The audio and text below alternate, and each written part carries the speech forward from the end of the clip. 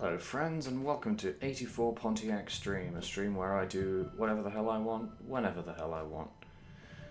The sun is shining, the weather is lovely, which means it is a perfect day to stay indoors and play Magic the Gathering. Let me just pop out the chat, in the event that anyone does chat. How's everyone doing today? Good? Bad? Medium? All or none of the above?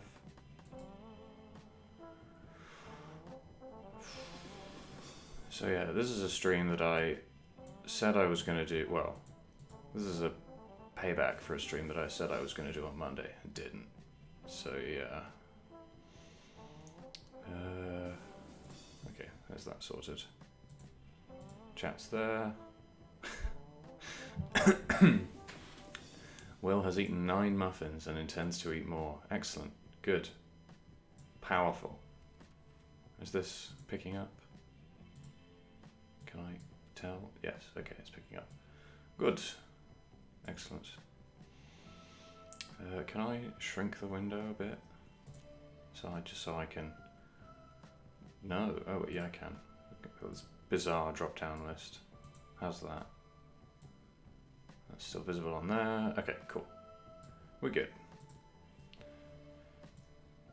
Will's in the chat. Eshalar's in the chat. Excellent. Lots of chat friends. So, I guess the interesting question is, what familiarity with Magic the Gathering does anyone in the audience have? Because,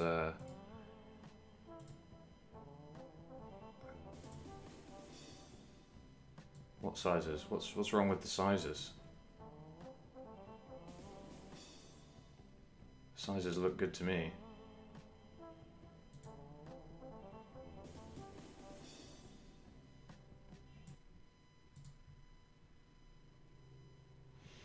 Okay, so variable. Oh yeah, the resolutions are bizarre and confusing. I don't really understand them. I don't really get why those are the options that they've given.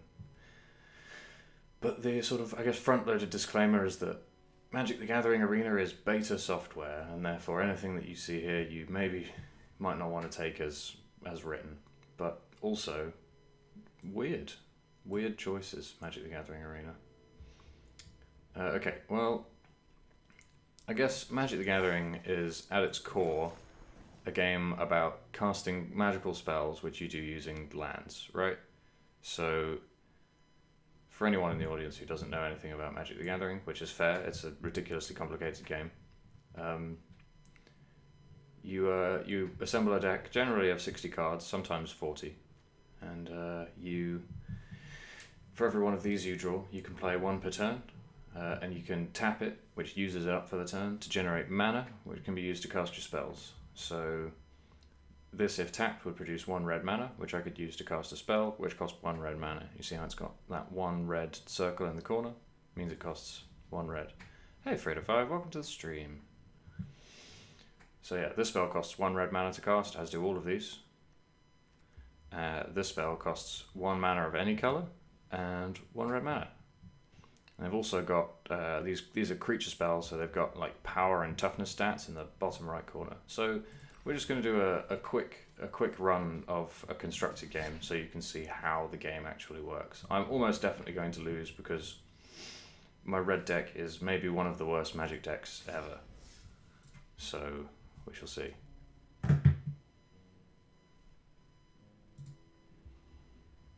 Oh, Gunrun has a meat and potato pie. Awesome. Oh, we're definitely going to lose to this player. Oh, I can't wait. Nope. Are they ditching? Don't ditch. There we go. So yeah, you see, so at the start of the game, we draw 7 cards.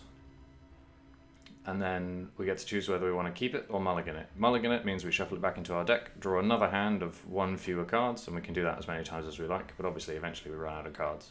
So we want to make sure our hand has enough things to do in the early turns, enough lands to play our spells. Which it looks like this hand does, actually. So I'm going to keep this hand.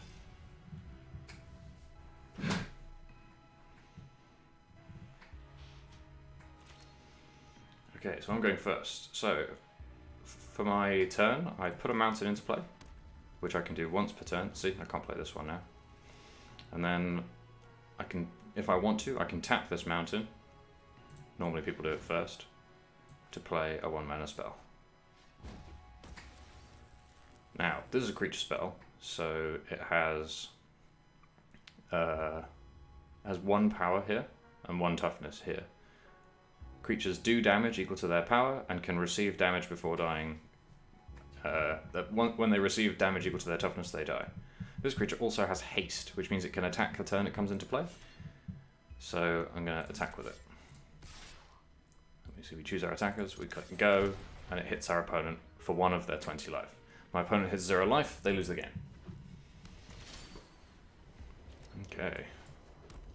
So, there are a lot of options for us here, because now we have 2 lands, which means that we can play a 1-mana spell and another 1-mana spell, or a 2-mana spell. So this is a red deck. A mono red deck is what it would be called, which means it has only red cards and no other color of cards. And that means that I'm going to exclusively be playing... Sorry, the mono red strategy, as it were, is generally to play lots of creatures and attack with them. So I'm going to do that. I'm going to attack first.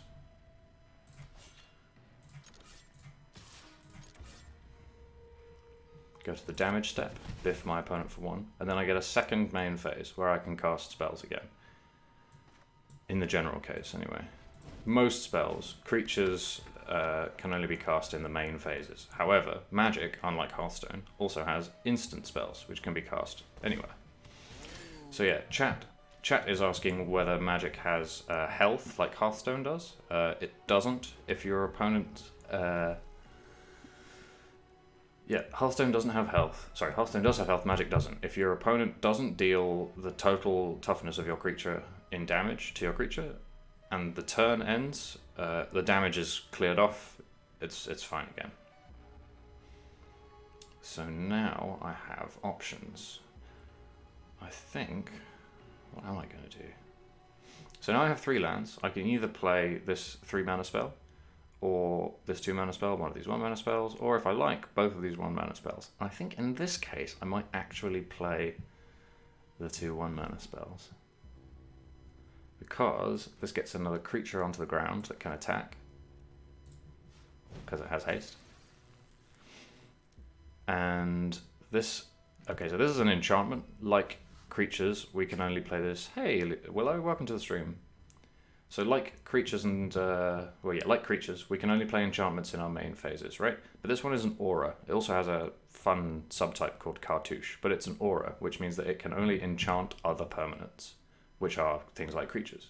So, see it says enchant creature you control. That means we put it into play on a creature we control. I'm going to choose one of these Fanatical Firebrands, and we pay red, and then it's enchanted this, right? So it also has an ability that lets us target one of our opponent's creatures and stop it from blocking, which is what we're going to do, because we're interested in attacking. So we're going to go to combat, we're going to attack, we're going to send in all of our attackers, and do 5 damage.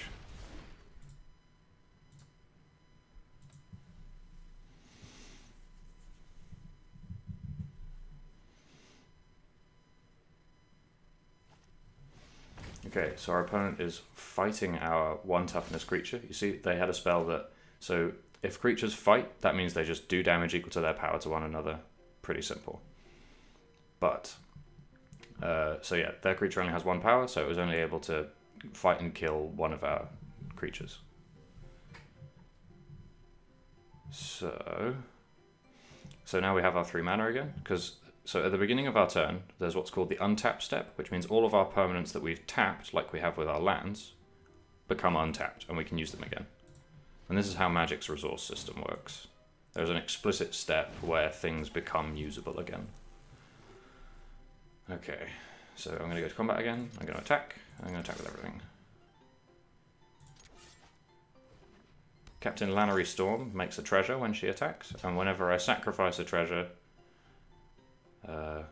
whenever I sacrifice a treasure, she gets additional power, which is good. So I could do that now, but I'm not going to. I'm instead going to let my opponent take the 4 damage, and I'm not going to trade with the... I'm not going to kill this creature, because my opponent is stuck on lands and wants this to die so they can draw a card. So this is the thing about Magic, and a thing that people often complain about, and it's a fair thing to complain about because it's annoying, is that you have to draw your lands in order to play the game. But, oh yeah, you have to draw your lands in order to play the game, which is a bit tedious. But if you can play around it properly and design your deck around it properly, it becomes quite an interesting sort of tension, I guess, in the game. So our opponent is at 9 now, and we have lots of creatures that can attack. So I'm gonna play this land. Probably not gonna play this land because I don't need to. I don't really have anything in my deck that I need to spend this on. So I'm gonna go to combat and I'm going to attack again. Because this time I have an instant, which means that based on what my opponent does, I can cast this to to basically give bonuses to various creatures that are going to be attacking. We'll see what happens with that when we get there. We're going to just send in all of our attackers for the moment. Captain Lannery Storm's going to make a treasure again, and we're going to say to our opponent, alright, block me.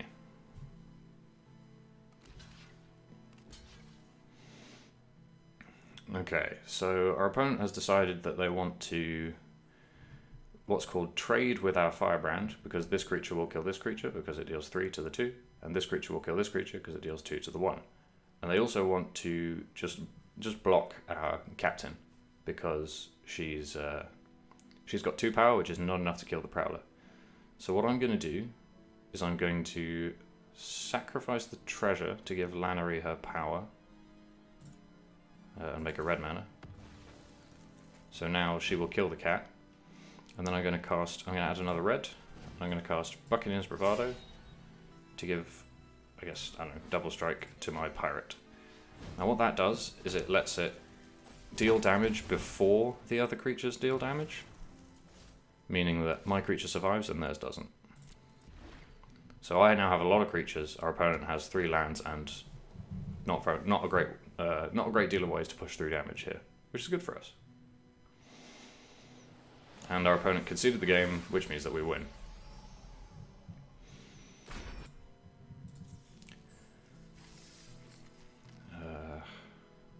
One second. Our opponent was indeed so turbo fucked that they gave up. There we go. Okay. So that's the long and short of how Magic the Gathering works. So the reality is that mono red is not the deck I play most of the time. The deck that I play most of the time is this blue and black deck, which is what the game calls a control deck. It's a very slow deck that aims to play very few threats early on, but later in the game plays big threats, like this 7 mana creature that just does a load of things. So there are lots of different kinds of decks that you can play. Lots and lots of kinds. I don't have very many because I'm a very unimaginative person, but some people playing this game have upwards of 10 different kinds of deck. However, that's just half of Magic, which is called constructed here, where you build a deck before the tournament and then turn up to the tournament. What I wanted to do for this stream was limited or draft, which is, if you've played Hearthstone, it's like I think it's called Arena, maybe, in Hearthstone, where you get given groups of cards to pick from which you then later build a deck. So Magic has been doing this for a really, really long time, and it was the way that they sold booster packs, or one of the ways they drive sales for booster packs. Because if you buy 3 booster packs of one Magic set, or 2 of a set and 1 of the set after, you can usually play a booster draft with them, which allows you to not only open packs but play a game at the same time. And this is like my main thing for the Magic Arena client. I really want the drafting to be good because it's my favorite way to play Magic the Gathering, and I love it. So we have plenty of gold to enter, and the dream is that we win 6 times and get our entry fee back. See, there's 850 gems, we only need 750 to enter. And before we lose 3 times. So we need to win 6 times before we lose 3. So that's what I'd like to do. I guess the thing is that there will be a sort of an intermittent period where I'm drafting through these packs and talking you through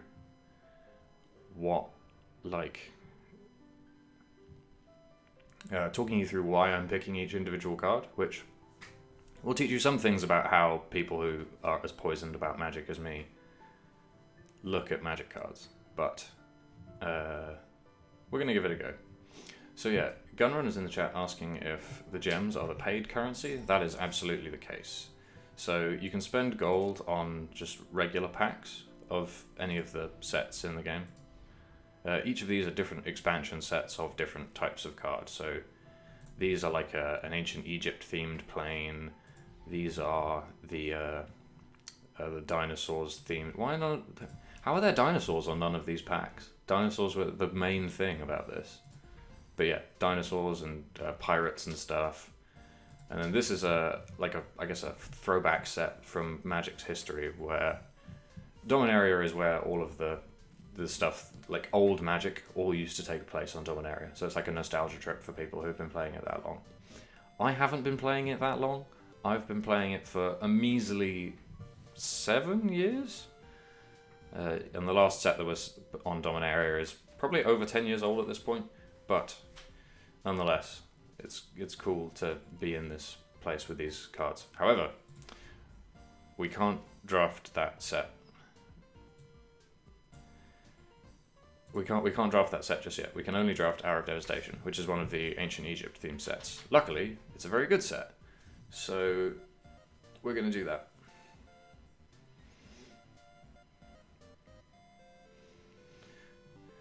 So I'm going to spend my 5 gold, and we're gonna see how this goes.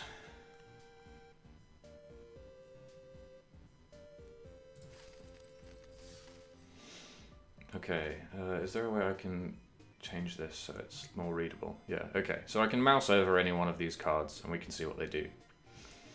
So the anatomy of... Luckily, we're not on a time constraint. Normally in a booster draft online, you're under a time constraint, but in this game, you draft against AI people, so there's no time pressure, which is nice.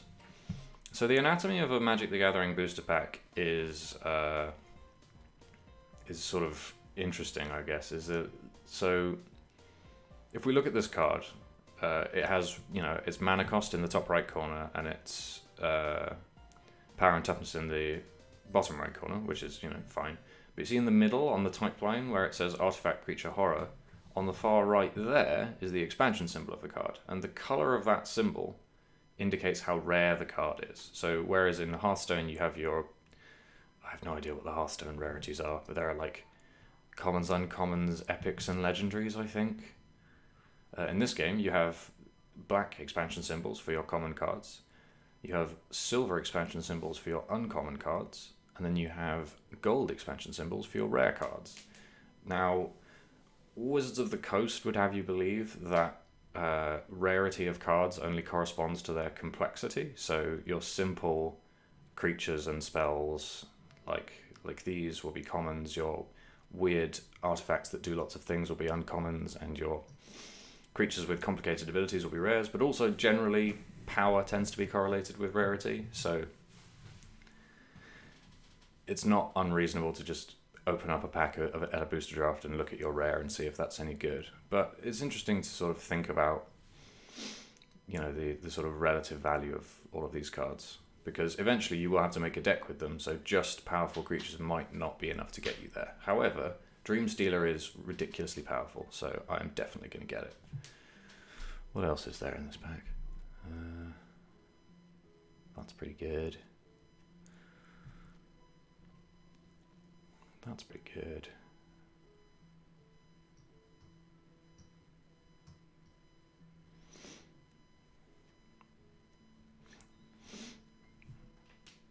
Oh yes, you don't need to draft the lands for your deck. You'll probably end up wanting between 17 and 18 lands, but you can add as many basic lands as you like to your deck after you've drafted.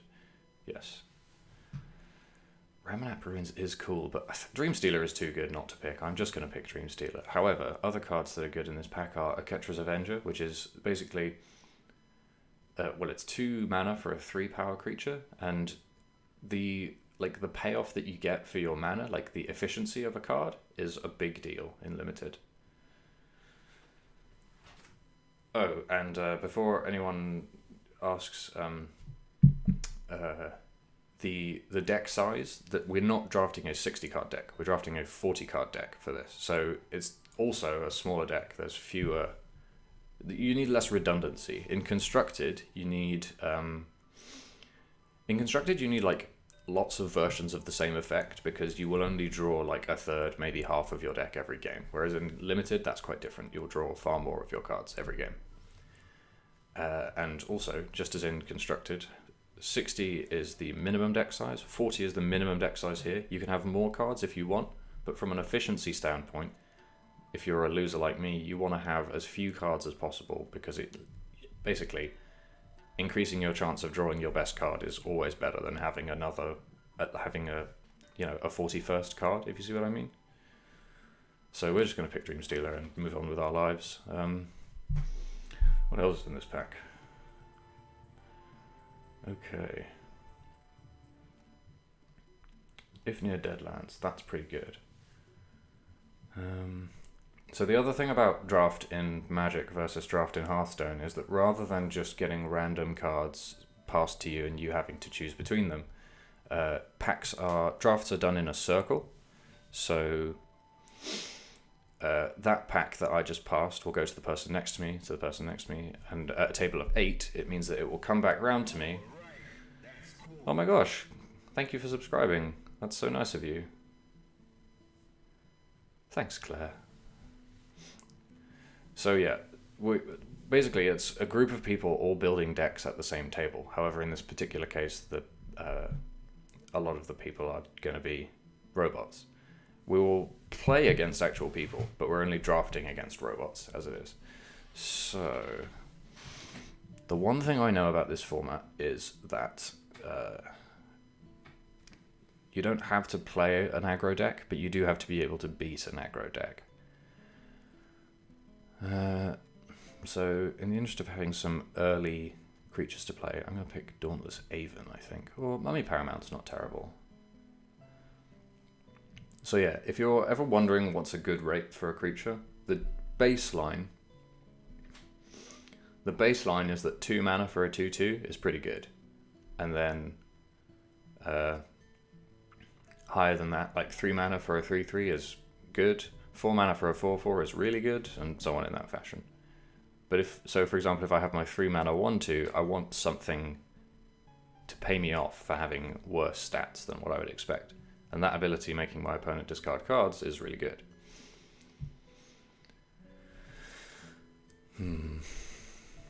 Yeah, I think I'm probably gonna pick Dauntless Aven.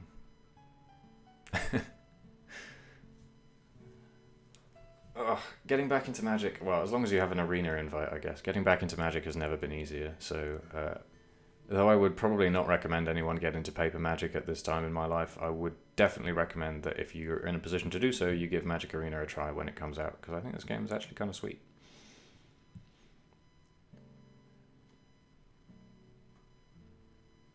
Yeah, I'm going to pick Dauntless Haven. Okay, what else have we got? Okay, black is looking pretty open. So that's a phrase that I will probably use more than once. And what it means is that the person sitting to my right is not picking good black cards from there. Wow, lots of bits. Thank you so much for the bits. I love bits. Yeah, so the person who is passing packs to me is not drafting good black cards, which means that the good black cards are there for me to pick, so I might as well. So, yeah, maybe black-white zombies is where we're at. I think for now I'm going to pick the 2 mana 2/2.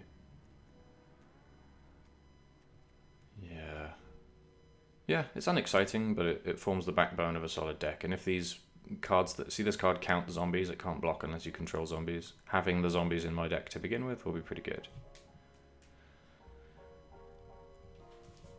So I'm going to pick the 2 mana 2/2. Oh, zombie camel. Hell yeah. I love those. What does everything else in this pack do? Okay, so this card's bad. Imminent Doom. What does this do? Oh, nothing.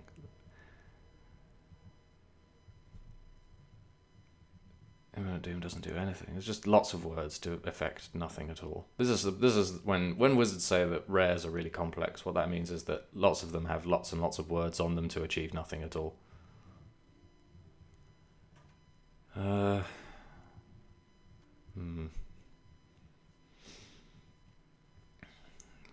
Yeah, I think if we're on the lookout for like that black desert is probably going to come back round, or a black desert is probably going to come around. In fact, hopefully, if Near Deadlands comes back round, which means that I'm interested in having deserts, which means that I can probably pick Wretched Camel, because 2 mana for a 2/1 is kind of below rate. But if it dies and happens to kill one of their creatures when it does, and then they discard a card, I'm in a good place. So I'm going to take the camel. Oh my gosh, so many bits! Thank you so much. Very generous. Love a good bit. Similarly here, I think that's just below. 3/2 is a lot worse than 2/3, I think. Like, I could pick this, but I've seen a couple already. I'd rather get them out of those packs and pick the desert here, because I like having deserts in this deck. Yeah. I could go for camels, make a camel deck. That could be good.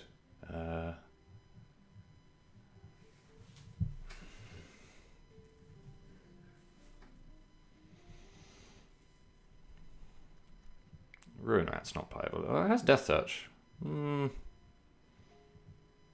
That's a bit better. Maybe it's still not good.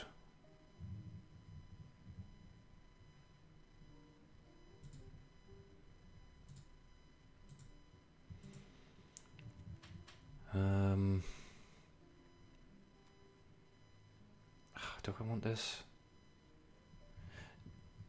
So Will is in the chat asking if Hour of Devastation is also linked into the Ancient Egypt theme. Yes, it is. So the way that Wizards of the Coast were releasing sets at this point was that they would release them in blocks, where the first set would generally introduce you to the plane, and then the second set would develop the story on that plane. So this first set, Amonkhet, is a big Ancient Egypt style world, and Hour of Devastation is also set on Amonkhet, describes events that happen there. I guess I'll pick the 2/3. I don't know. I don't really like it. Okay, I'm happy to pick the. I'm happy to pick this card. This card's good. Like, even though it's not a zombie, I'm happy to just pick this card, because 2 mana 3/1 is very good. Sometimes our opponents will just be trying to do slow things, and we get to play a 3-power creature on turn 2, 4-power creature on turn 3, and they just die. Yeah, I think I like that. It's better than anything else in this pack, I think. Yeah, I'm going to pick a Getra's Avenger.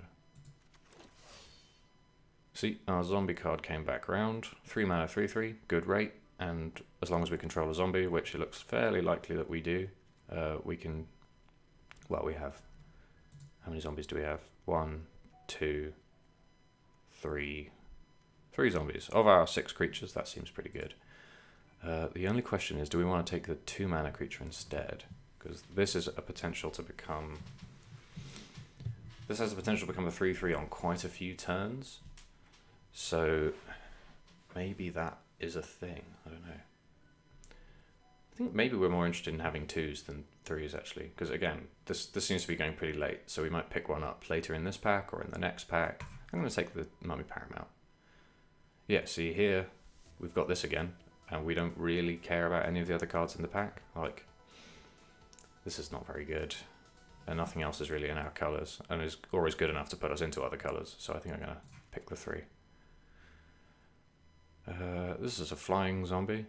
Yeah, I think I'd take the flying zombie over the mummy. So flying creatures fly over other creatures, so they can't be blocked except by creatures with flying, and can block other creatures with flying. So having flying creatures is good. I think we're interested in doing that. Hey Regression, welcome to the chat, welcome to the stream. Terrifying, dangerous weekend stream. Yeah, like getting a second one of these would be pretty good, but I'm happy to get this. So, and then, wow, we're getting really paid off for going into zombies here, huh? Because now when we're attacking, yeah, like, in fact, I should probably pick this higher than I did, but nobody else seems to want it, so...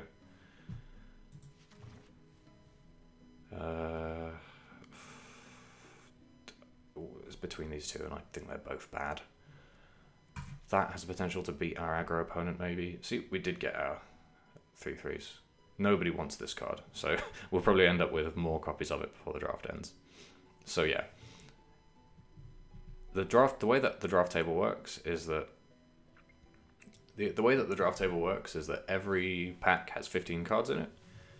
You pick one, pass it to the next person, receive a pack with 14 cards in it, pick one, pass it to the next person, receive a pack with 13 cards in it until there are no cards left, and then you open the next pack. Okay, so this is interesting because having gone really hard into black and white, there's nothing here that excites me too much, like...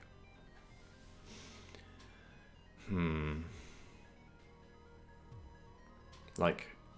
Because what is often done is that if you go really hard into two colors in your first pack and then you open your second pack, there's nothing there for you.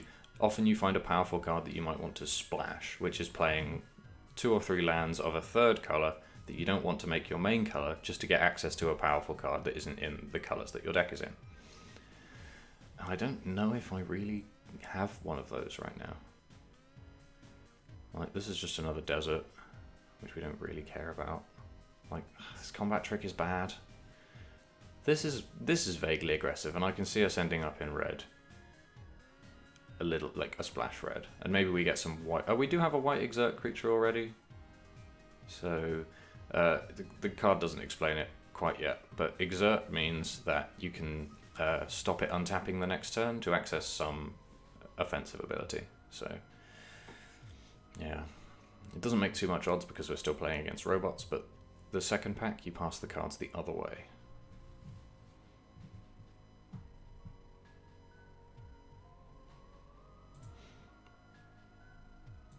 So yeah, I'm going to get this Resolute Survivors because a 3-mana 3/3 is pretty good. The bonus is also pretty good. So, again, not much in the way of white or black cards. So there's Torment of Scarabs, a curse that enchants our opponent. Razaketh's Right, that allows us to search our deck for any card. And Moaning Wall, which is a 0/5 creature with Defender, which means it can't attack. The thing about these cards is that none of them really does what our deck is interested in doing. Our deck is trying to attack fast with zombies, and currently, well, this card definitely doesn't do that. This card is very slow, and this card is also very slow. Like, 5 mana is a lot of mana. When you consider the fact that you're going to have to pay the mana cost for the card that you search for, like, it's not great. So we're really on the lookout for more aggressive bodies and, like, removal spells. Spells that kill our opponent's creatures. Like, I could pick this, but it's, like, 4 mana for 2 power is a lot. I think I'm going to pick this, which lets us... So it's an artifact, which, like a creature or an enchantment, we can only play during our main phase. And it has an ability that lets us search our deck for a basic land card. It just means that if we're short on white or black lands, we'll be able to grab them with this. Which is neat. Yeah, I'm going to do that.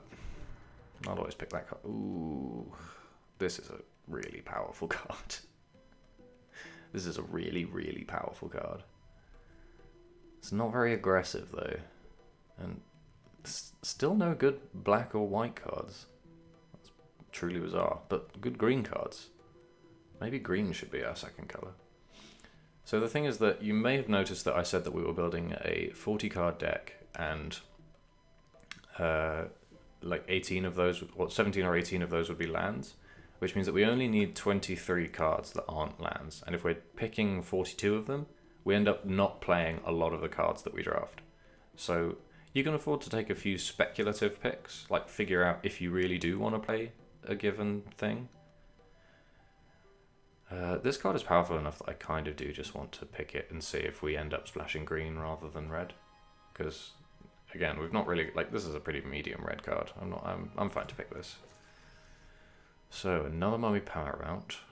Puncturing Blow. That's pretty good. That's a removal spell, which we like. Ronus' Stalwart is an aggressive green card. We like aggressive cards. And, see, I think the Paramount is probably better in our deck. Yeah, I think I'm going to take the Paramount to get the zombie. Just going to end up with lots of 2s, aren't we? Which, you know, I think is where you want to be in this format, but... Ooh, Farm to Market. That's pretty good. That's a removal spell, which we don't have any of yet. Oh, hey, Alfred's in the chat. Hey, Alfred. I haven't seen Alfred in the chat in a long time. Good to see Alfred. Yeah, I kind of like Farm to Market, actually. Because we need some way to kill our opponent's big creatures. And we don't really have any yet. Apart from... Yeah, currently our plan seems to be kill our opponent before they play any big creatures. So I'm going to pick this. And, you know, there's another Mummy Paramount anyway. So, who minds? Not me. Okay, so here we get Torment of Venom, which is a sort of medium black removal spell. Lethal Sting, which is a medium black removal spell. Another Mummy Paramount. I think we can probably stand to, like...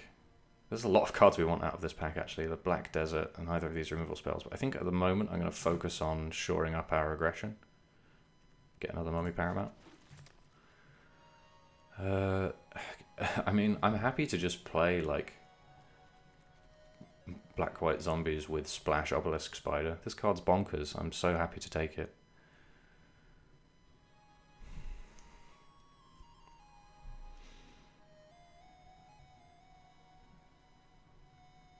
Yeah, I think we're going to take another Obelisk Spider. I just don't like passing that card. It's just very good. Cool. So another 2-mana aggressive creature. Like, whoa, that was a weird noise. We're almost at the point where I don't want to pick more 2-mana aggressive creatures. Almost. Not quite. So if we're playing green instead of red, then... there's another desert here. Ooh, and payoff for sacrificing... Oh, we didn't get that if near dead land, so we aren't actually going to be able to sacrifice this particularly easily, are we? So this is a land. This is a neat card, right? A neat design. It's a land you just put into play and tap for mana like a normal thing. But when it goes to the graveyard, you make a 2/2 zombie. Which is interesting because normally lands don't go to the graveyard. Spells that destroy lands are very rare. So generally when this goes into the graveyard, you'll be sacrificing it with another card from the set. It's interesting. They design sets in this way, so there are lots of cards that make you look at all the other cards in the set and think, how can I use this? Like all my cards at the moment that I'm going to end up putting in my deck all say, either they say zombie on them or say, this does something whenever you do something with a zombie. So that's kind of what we're participating in right now. Oh, do I actually, hang on. Okay, I have one desert. So I think rather than picking a medium 4-drop, we're probably not going to play, or drop means, when I say 4-drop, it just means 4-mana spell, by the way. Or a combat trick, we're also probably not going to play. I think I'm going to pick Tunes of the Dead, in case we need another desert. I'm going to take Act of Heroism because it's combat trick, and I'm going to take Gift of Strength because it's combat trick. Yeah, okay, we didn't get that. We didn't get any of those black cards we wanted back, actually, which is kind of tedious, but oh well. Yeah, that might go in our deck.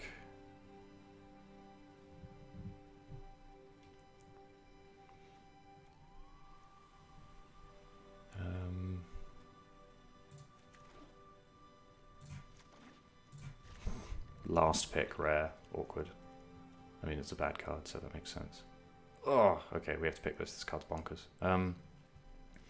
So someone is in chat asking why I have 4 mana types. So yeah, like when you are drafting a deck, like you have to pick a card that's in the pack every time. So often your last card will be in colors that you're not playing, and that's fine. Because like I said before, you pick about 20 more cards than you need, so you just won't play almost half of the cards that you pick up. But that's fine. So this card's bonkers, but so's this card. So many bonkers cards. I think this card's probably marginally more bonkers than this card. And if no one is in white, I will get this back. Worst case scenario, I'll probably get this, or actually, yeah, this pack's pretty stacked. I'll get something good back. I'm going to pick this Prepare to Fight. So this card has got these 3 slashes in it, which means that, and it also appears to be 2 cards. The way that these, for some reason, they're rendered differently on Magic Arena than they are in real life. But the way that these are presented is that you cast the left half from your hand, then it goes to your graveyard. See what it says Aftermath on the right side. You cast the right side from your graveyard. And that's how that works. Oh, these packs are very good for us. Our Black-White Zombies aggressive deck is very strong. I feel like we probably... wait. Because this card, if we can exert it, probably wins us the game. But I do want this card because it's a creature that it's a 2-power creature that comes back from the dead, which is pretty strong. So we're less likely to. In fact, if this is unlikely to be in another pack, and so we won't see it again if someone else picks it. We might see this again, but I think actually this card is slightly better for our deck than this one. But we might get it back. Wait, no. This card is better for our deck, but we're less likely to get this one back. Yeah, this one won't come back around. Someone else will probably pick this one. There's a chance someone doesn't pick this one.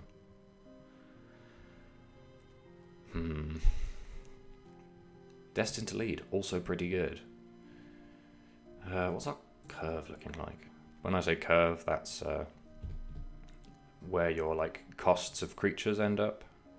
How many? We've got quite a lot of spells here. 1, 2, 3, 4, 5, 6. We don't actually have a lot of 2s.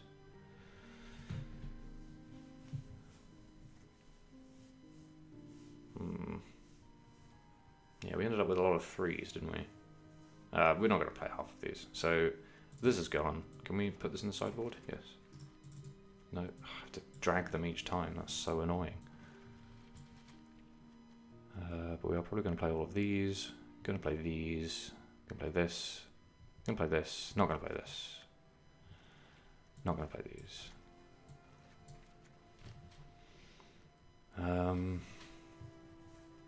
And not going to play this. I'm probably not going to play this. The rest of this we are going to play. So we're already at 21 cards, so we're not in a terrible shape. Can I split this by... No, I can't split this by type, can I?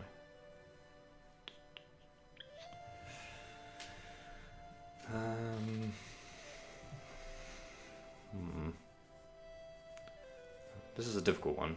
I'm not really sure what I want to do here. I think it's definitely either this or this. Do we have no 4s or... Oh no, we have some 4s. We have 2 4s. We probably want like 3. How to choose. Okay, I'm going to gamble that nobody wants this. I'm going to pick this.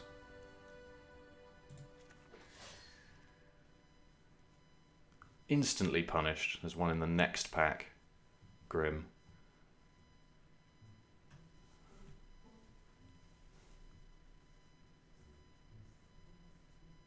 Well, hopefully we get the Jackal back. If not, I'll be very upset. However, 2 Tarkrop Elites is pretty good too.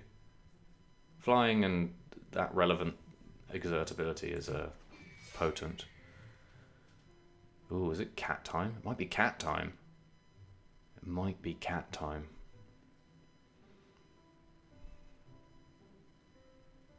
I think it's cat time.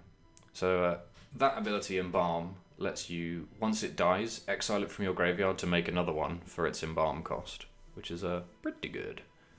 Basically just means it's a creature that can die twice.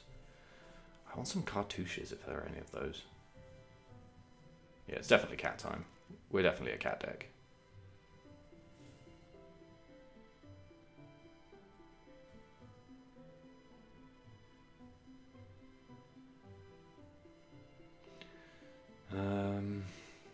Is this a... Oh, it's a 6. That cycles cheaply enough that I'm not against playing it. Like, flying creatures are good. It's either that or that, I think. And this is also pretty good. This has Menace, which means they need to block it with 2 creatures at a time. So yeah, we didn't really get into... Oh, no, they did block my creatures a bit. So you block a creature to stop it from attacking your life toad. And your opponent can... If you're attacking, your opponent can block your creature with 1 or more of their creatures. And all creatures involved in combat will deal damage, right? So... I think that deck does look pretty sweet, honestly. So just, do we have too many 3s or not? It looks like we might. No, maybe not, actually. I don't know. Does a 3 give us... What does a 3 give us? We can play this. It's not very aggressive.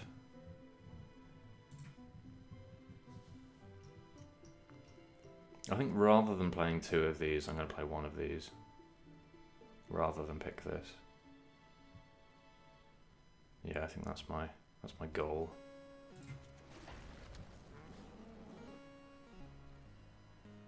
Okay, this is a good combat trick. This lets us attack our opponent and potentially spend this card and this mana to give our creature more power to kill their creature. But also, when it dies, it comes back from the dead, which is good. Yeah, I think this is our pick. Ooh. No, our deck's not slow enough to get much out of this. I'm just going to take this. This is pretty good. This is wow. How are these cards so late? Holy wow, this is a very good pack. Right, I think I'm going to take the 2, but this makes all of our zombies drain our opponent for 1 life, which is pretty bonkers.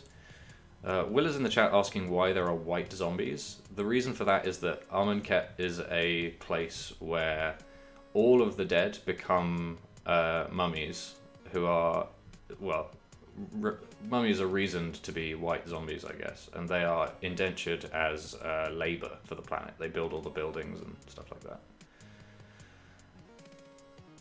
Yeah, I'm definitely picking Wayward Servant. That's bonkers. Although Fanbearer is very good. But no, it's got to be Wayward Servant. It's got to be. Our deck is bonkers. Holy wow. Oh, great. Perfect payoff. So yeah, this just gives all of our zombies bonus power and toughness, and any non-zombies as well. Which just means that when we attack, if they block and they don't block correctly, and sometimes even if they do block correctly, we just blow them out with this. So yeah, I'm in. We probably can't play another colourless desert. We might not even be able to play 1 colourless desert. So I'm going to pick this. Probably don't pick it. Right, so we didn't get the Jackal back, but Destined to Lead is good enough that I don't mind that. And I don't really want to play Miasmic Mummy, but I can't do anything with Pitiless Vizier, so I guess I'll pick it and probably not put it in my deck. And that would be the draft. So yeah, the draft is complete. Okay. So we got some what's called vault progress from that. Oh, we got like 0.2 vault progress. That's amazing. The vault is one of the ways that you acquire cards in this game. Whenever you acquire like more than, you can have 4 of any one card because that's how many can go in a deck. Whenever you get more than 4, you get vault progress. And that gives you wild cards, which are these, which you can use to craft other cards. They're mostly bad. As in, this system's not great. I don't love it. I don't love it. Right. So now we're gonna get. Stop suggesting me lands, please. I don't like it. Where are the swamps? Are there any? You've just not. I don't understand why you put these. Oh, I see it. So no, I don't see it. Never mind. I don't have any idea why you did this. So this can get out of my deck. This, yes, definitely disable auto suggest. In fact, get all these lands out of my deck. I'll do my own goddamn lands.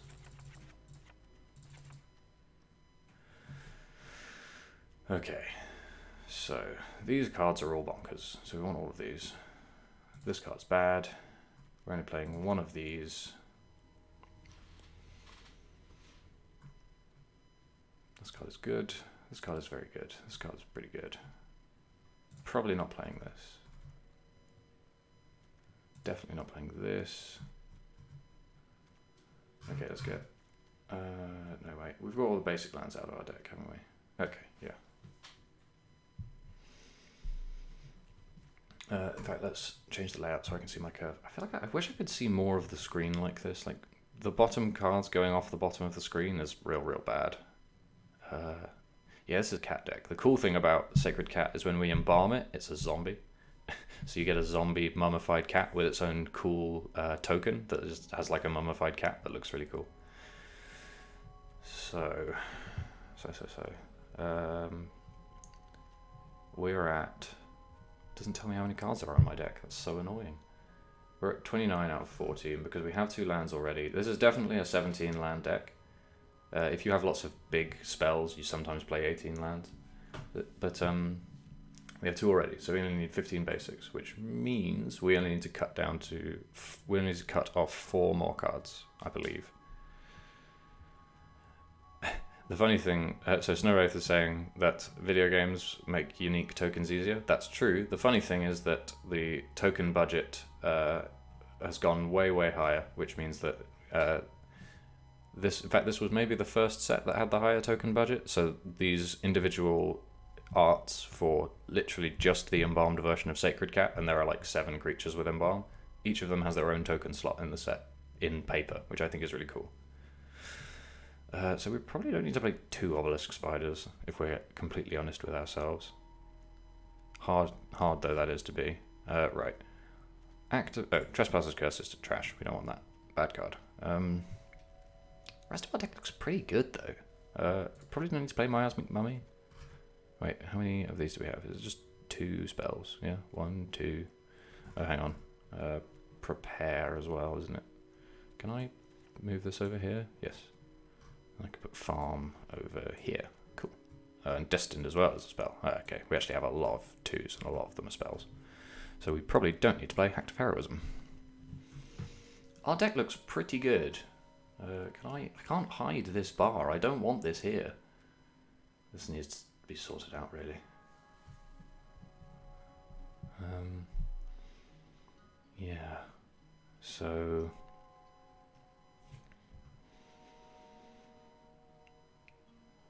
This deck looks pretty good. I'm in favour. Alright, so I believe that puts us at 25 cards, which means that if we get... I'm going to say 3 forests. Where are the lands? 3 forests. 3 forests and like half and half plains and the swamps. Maybe 1 more swamp than plains. Because we already have a desert that's a plains.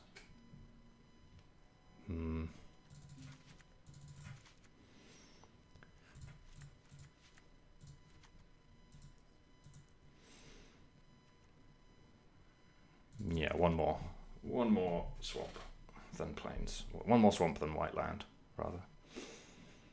Because we have, I think, slightly more... no, we do have more... I think, no. More white than black. Just. Okay, and... make sure we... Can I name this deck? What's the date? It's the 26th.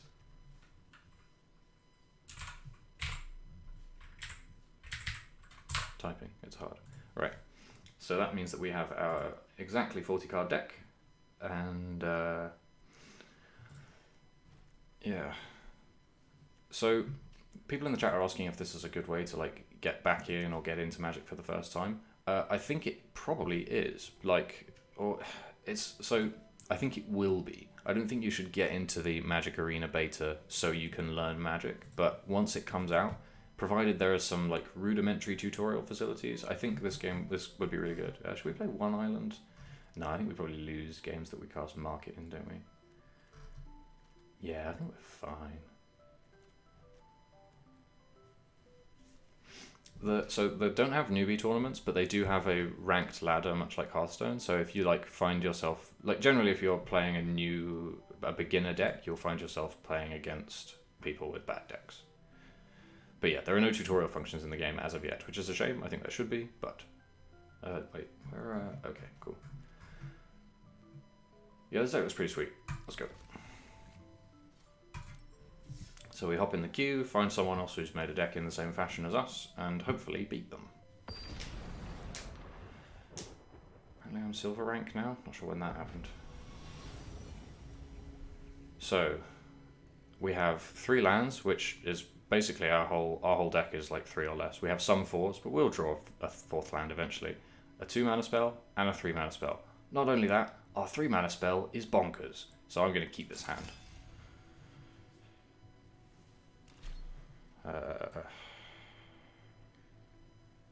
Yes.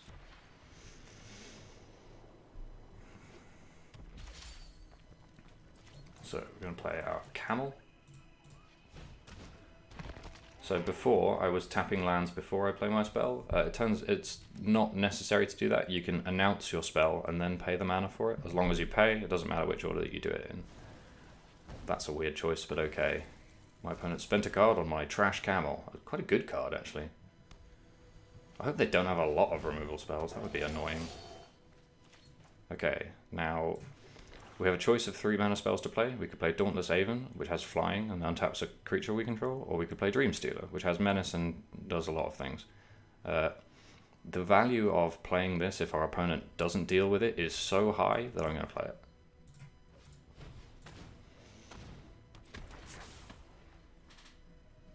As long as our opponent doesn't have a big old nasty removal spell, I'm okay just playing this out. Ooh, opponent is attacking. Okay. That's ambitious. I like it. Cool. Awesome. So as soon as we spent a card to play this, right? We tapped our lands and we played 1 card from our hand. If this card makes our opponent discard 1 card, it's already paid for itself. And it might do it more than that. So I'm going to crash in. So we're doing less damage than our opponent, but if our opponent runs out of cards before we do, it gets very difficult for our opponent to win.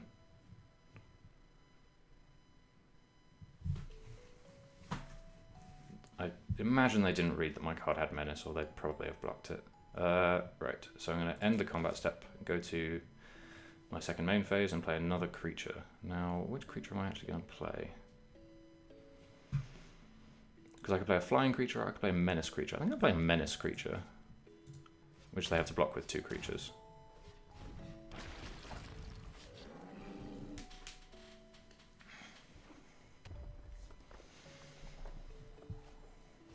Okay, they have a 2/5, which is quite big. So now both of my creatures have menace. So they need 4 creatures to block my 2. Alright, what do we got here? Right, so now it gets quite hard to attack with our Dreamstealer because they have 2 creatures with 2 power each, which means that yeah, that means that we can't attack because they can just block with both of these creatures and then things go wrong. So what I'm instead going to do is I'm going to play our Bone Slasher.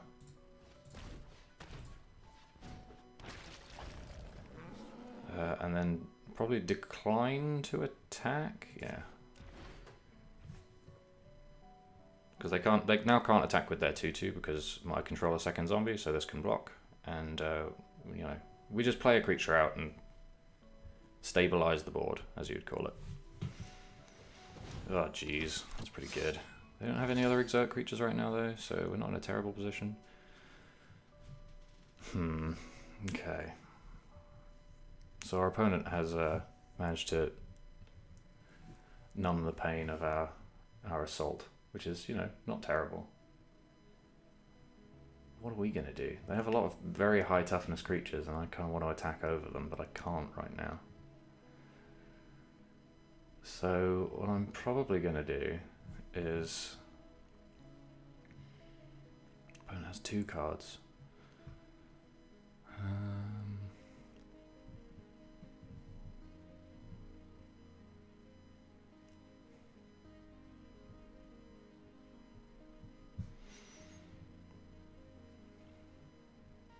So I could play it like this board is what we would call stalled, so they can't really attack profitably into my creatures because I can block theirs, and I can't really attack profitably into theirs either because they can block mine.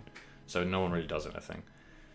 So the way to break that is to either remove their creatures, make good attacks, or play better creatures than them, or play flying creatures which can fly over their creatures. So I'm gonna do that. I'm gonna play Dauntless Haven.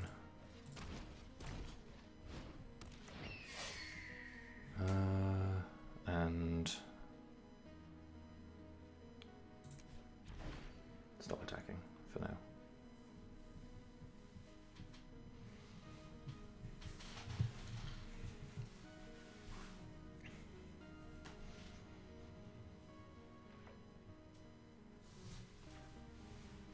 Okay, opponent didn't do anything, which is neat. Alright, I'm gonna play this land and then probably stop playing lands. So, what am I going to do now? I think what I'm going to do now is attack with this, and then use it to untap this while having also attacked with this, because I have this spell that can instantly give a creature +2/+2, which I can use on this to kill this if they block with that, which clears me out to start making more menacing attacks with these two. And if they double block with this and this, they won't do that though, will they? They'll probably double block with this and this.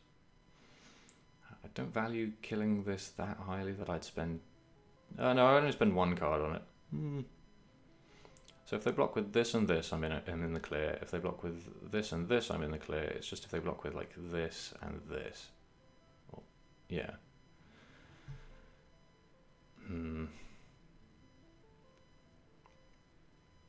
Is my opponent going to try and play around what I'm doing?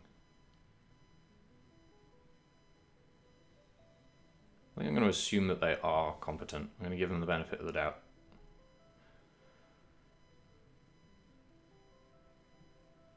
Actually, no, wait. I think I'm in an okay position if they block properly as well, because I can cast this. Yeah, I'm going to attack with both, in the interest of ending this game slightly quicker. Choose these two as attackers. Dauntless Haven triggers. I can untap this creature, which means it gets to attack and also block if it survives, which it probably won't.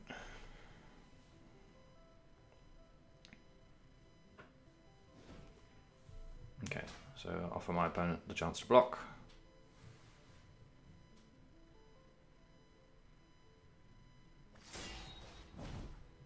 Interesting choice. Okay, opponent spends a spell to give their creature +2/+2 and flying.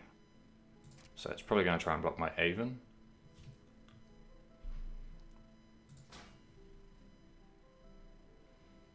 This is not terrible because it doesn't actually tie up our mana in any helpful way. Okay. Cool. So now I get to do both of the things I wanted to do, which is kill this. Yeah, so give this fella +2/+2 and lifelink, which gains me as much life as is dealt damage. If my opponent permits that to resolve, which they have. And then cast Farm to destroy this creature, because it is currently blocking. So I'm not sure what they can have that beats that. Nothing. Cool. So I unambiguously profit from this. My opponent's big creature dies, I gain life, my creature survives, it can still block, and my menace creatures and flying creatures are free to get in. Also, my opponent spent 3 cards on my 2, which is good. What did they just do? Cycled a creature, whatever. Oh yeah, cycling allows you to pay the cycling cost and discard a card to draw a card. Discard that card, specifically. Great. Awesome. I love this. So now I can make creatures fight pretty much whenever I want. Do I want? Not right now. Okay, so Menace is going to do exciting things for me here because they have to double block this creature. So if I was them, I'd probably block with this and this. But then I can, after combat, cast Fight to make this fight this and finish it off. So I'm going to do that.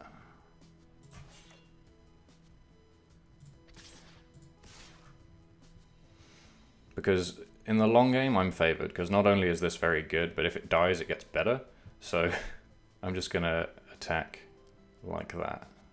Yeah.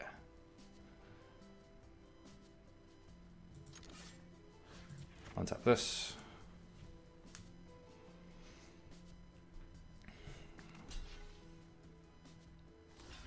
What do you know? They did exactly what I told you they would.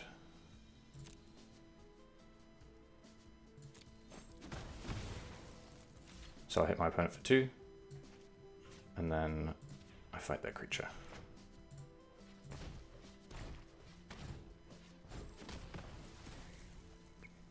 And then, because I cast that spell out of my graveyard with Aftermath, it goes to my exile zone. Exile is like a super graveyard.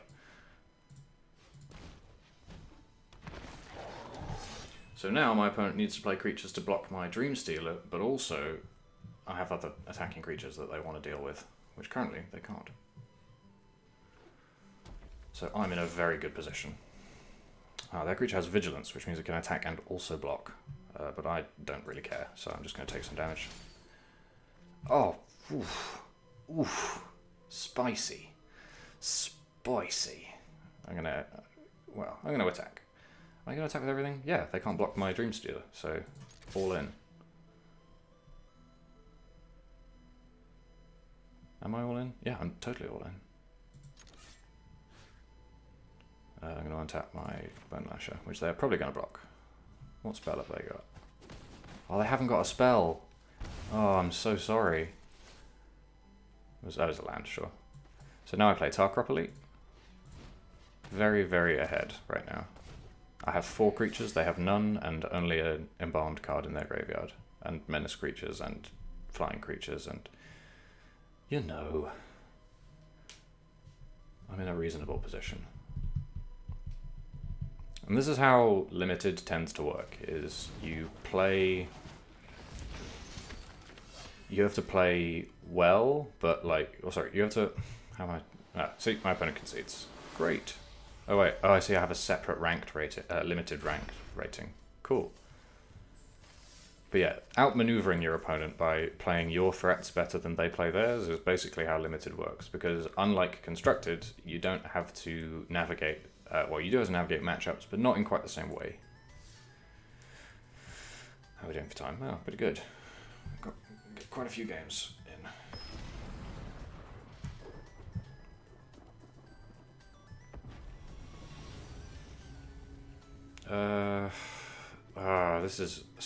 This is a problem, is that we have 4 lands, which is maybe slightly more than we want, but also we don't have any black lands, which means we can't play our good 2-drops, so we're going to have to mulligan. Alfred is in the chat asking if it's best of 3. Magic Arena is not yet best of 3. They've not said when that will be implemented, but they've heard us saying, please God, you need to implement this.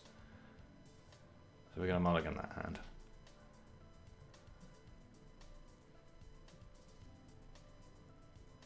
Eventually. Yeah, Magic Arena is not best of 3 yet, because they are... oh, what? Going to 5. Oh, come on! Right, well, we have to keep this. Luckily, it has a 2-drop. So yeah, that's the bad thing about Magic, is that sometimes that happens. Is that you mulligan a sort of medium playable hand, and then never end up with a playable one. I have to go to 4. Luckily, I fancy our chances. Our opponent's deck does not look very aggressive. Are they playing a 2?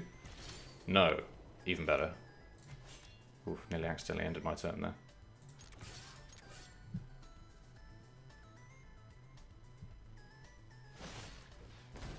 Well, we've lost.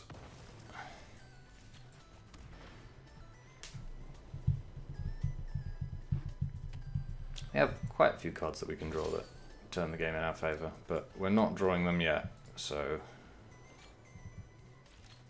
it's difficult to know how it's going to pan out for us.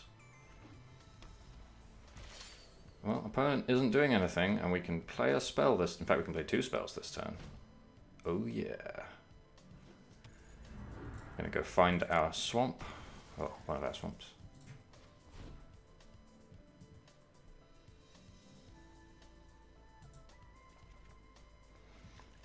And then play Bone Slasher. So somehow, still a more aggressive start than our opponent despite mulliganing to 4. Which means that if this game goes long, our chance of winning is pretty poor. But we might get there.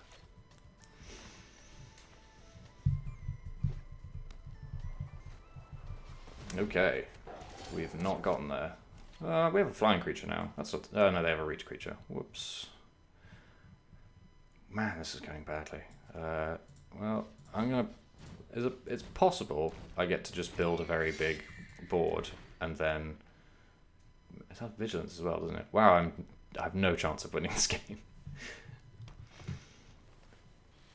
Oh well. Oh. Wow. This is my... Me mulliganing to 4 must have been my opponent's dream game because their deck has no action before turn 5. Oh dear. I guess we lose. Well, we've drawn all of our colours. No attackers. Is that vigilance? No, just flying. Ugh. Yeah, this is one of the major problems with the game being best of 1 only, is that if you mulligan badly, you're dead.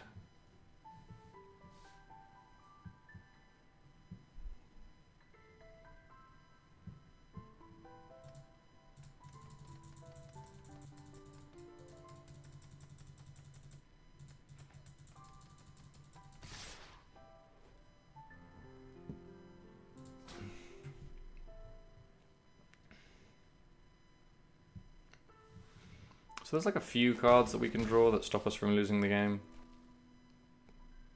Whether their cards beat them or not is another matter, but we're not dead just yet. Just, we look very dead. That's not one of the cards that stops us from losing. Yeah, I guess we have to pass, huh? I guess I can block with this now. No attackers. What do I kill? I suppose I have to kill the flying creature over the... is vigilance? No, I think I have to kill the reach creature. The flying creature. Oh, I can't kill the flying creature. I have to kill the reach creature. God damn it. Ugh.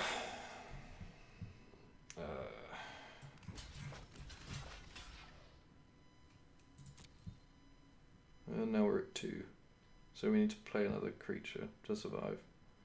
Unless our opponent has a spell, in which case I will probably just concede.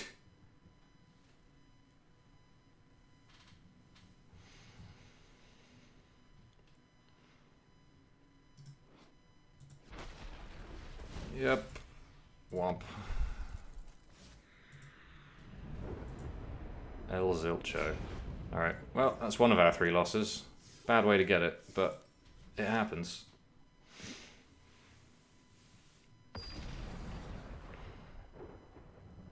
Let's try again, shall we?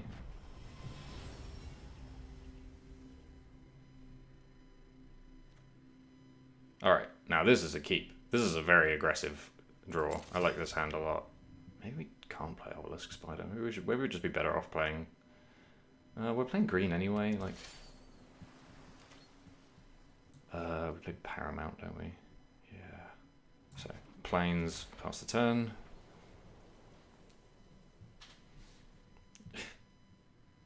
Regression is in the chat making fun of the name Widdly to Diddly. It's the name of the composer for Lisa, which has an amazing game with an amazing soundtrack. Don't play a 2.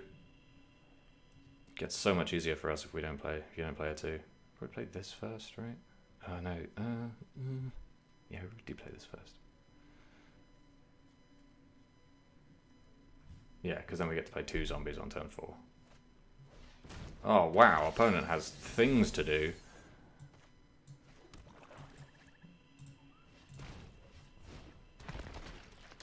What if they'll be attacking? Because I'm definitely not going to be blocking.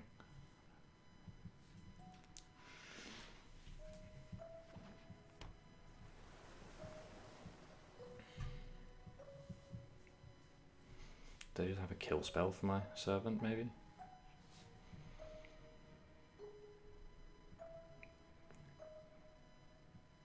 I have to at least think about not attacking next turn, which is pretty cool. Oh, I don't get to attack. Weak.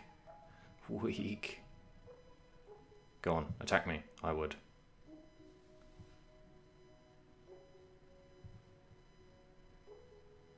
Or you could not. You don't have to. Opponent is thinking very hard about whether they want to attack. I suppose in the interest of getting Dreamstealer in, I could block.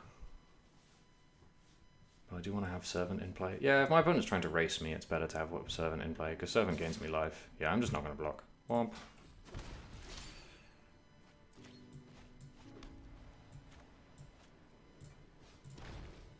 Now they can't attack. Well, they can attack, but they won't.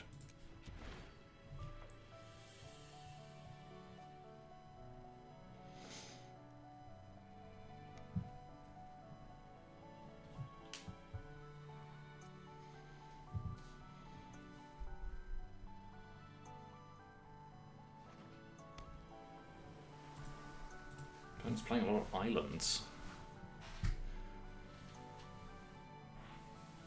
As long as they don't remove my zombie, I'm good. In fact, even if they do, I don't really mind. Oh, they have a wall! That makes this way better.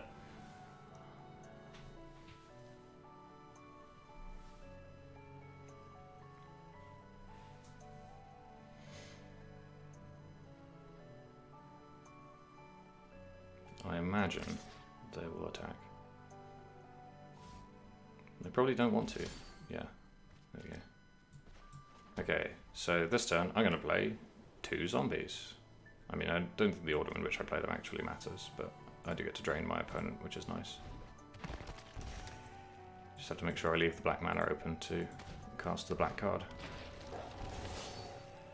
No attacky.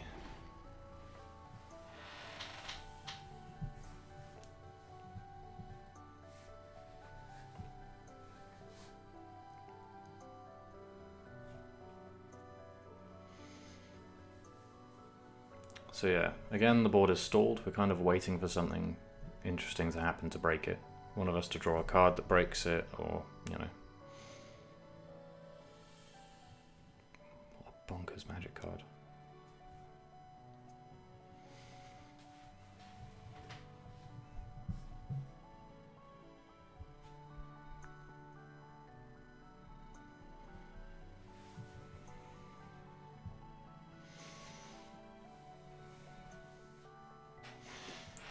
Alfred in the chat is asking what these hourglasses are. They are called, I think they're called timeouts, and you earn them. Oh no. What? Oh, I see. So they killed my.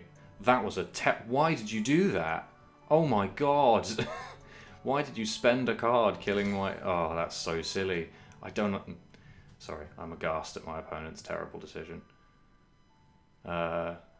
They spent a card and put a -1/-1 counter on a creature they controlled to kill my Dreamstealer, which I can just spend mana to bring back. They've traded a card for 1/2 of, not even 1/2, less than 1/2 of a card. That seems like an error, but hey, we'll see. So yeah, these are timeouts. You earn them for playing turns quickly, and you consume them when the clock around you hits 0. I'm going to play my 4-mana flyer, because using all your mana every turn is good. Playing the most efficient spells, because at the end of your turn, all your lands untap, so any mana that you didn't spend is functionally wasted, so pretty good to play those when you can. And next turn we get to have 3 power and toughness on all of our creatures, which is good as hell, so I'm going to pass. And then exert this next turn, and good things are going to happen.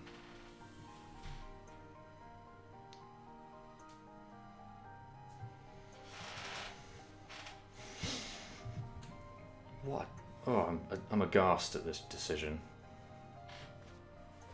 Okay, they have a 3/3. That's fine. Happy to trade with that. Oh, and a flying creature. Actually, maybe I'll just clock them with my flying creatures. No, because they'll probably attack next turn. So, what was I going to do? Oh, but I'm probably going to play this anyway, aren't I?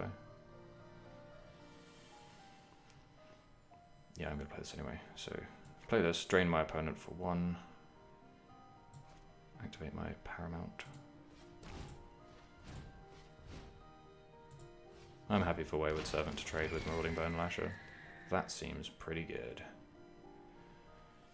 Yeah, so exert this and attack with everything else. So exerting means it doesn't untap in my next untap step, but all my creatures get +1/+1 until the end of the turn, which is bonkers.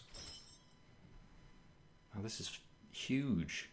So yeah, they have to spend their big 3-drop on my 2-drop, which is pretty good and has already gotten me quite a lot of value, and then the rest of their blocks are pretty bad. Unless they have like a prowess creature, prowess like thing, but... So yeah, my opponent is very behind right now.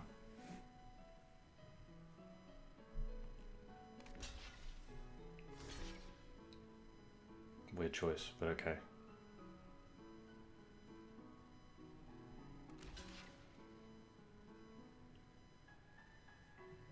You're just gonna take 7? Sure. This has, like, this trades up better than this, so I'm gonna get rid of this.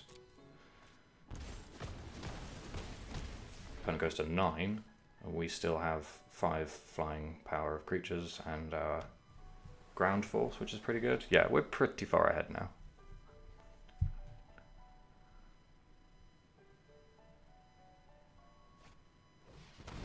Oh, that's miserable. Okay, that makes attacking on the ground slightly more tedious, but not much, because our creatures have flying, so... Okay, we play this desert, which is good, because it lets us play 2 zombies this turn, not just 1, which makes our attack a lot... no, we don't actually have an attack with this, so actually I'm kind of inclined not to play this turn. Because, so our creature has 2 power, and gets +1/+1 whenever a zombie enters the battlefield. We can play 2 zombies this turn, which is good. But our opponent has a 5 toughness creature they can just block it with. What does this do? Gives your zombies menace.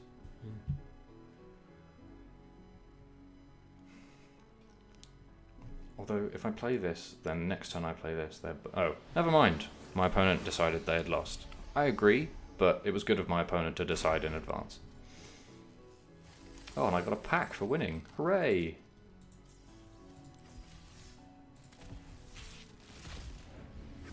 Whoa, look at that. A lot of time and effort went into that. These cards are all bad. And so is that one.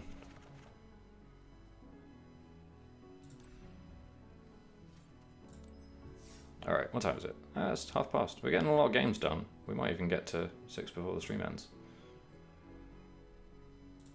Let's play game 3 now? No, game 4. I didn't get any skins from that loot pack. No, loot packs don't have cosmetics in them.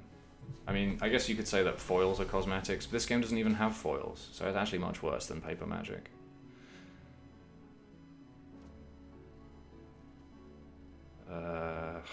White cards, no planes is pretty rough, but we do get to play Wretched Camel.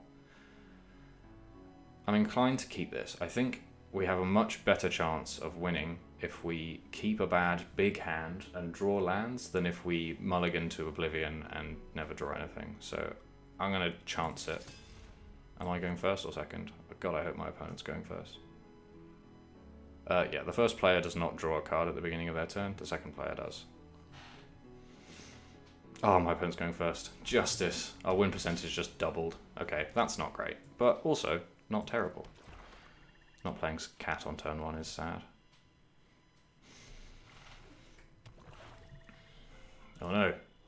Our opponent has the same kind of deck that we do. Being behind on lands is going to be even worse for us because our deck is just a worse version of our opponent's.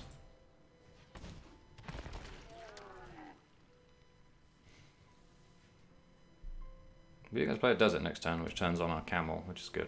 Unless we draw planes, in which case we'll play the planes. Come on.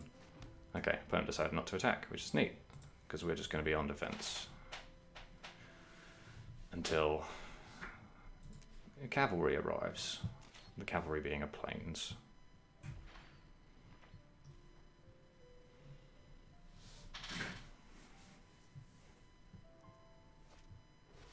Ooh, a death touch creature.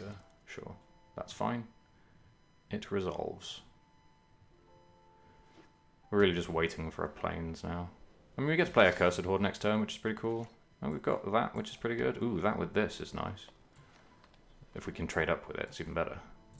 Right. Oh, we can start attacking, actually, now that our creatures can gain indestructible. That's pretty good. We're in a pretty good position, unless they spend a spell. Well, even if they spend a spell on this, we're happy for them to do that, really. We might actually win this game. It's remotely possible that we won't lose, which is good. Will is in the chat asking if it animates where your opponent is looking. It does very subtly. It we just take this, we don't really care about this. It animates what your opponent is doing very subtly. The outlines of cards your opponent is looking at will be highlighted. But I don't know if it's consistent or... Ooh, opponent did nothing and we drew a plains. Okay, now it's a party.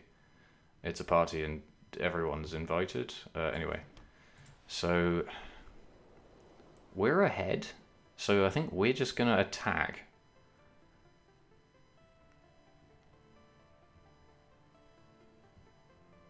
No, actually, I'm going to leave the camel back because I'm really just excited at the idea of trading up with the camel. Oh, hang on. Yeah, if you control desert. Okay, cool. Yeah. So I'm just going to attack with the horde.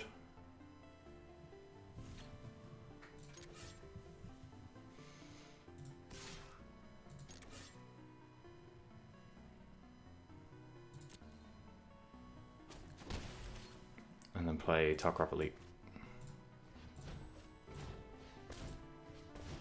Opponent's probably confused as to why I control 2 forests and haven't played any green spells.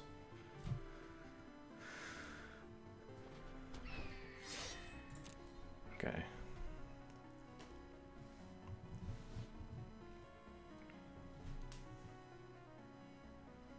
So yeah, I'll probably try and trade with their Scorpion if they attack with it.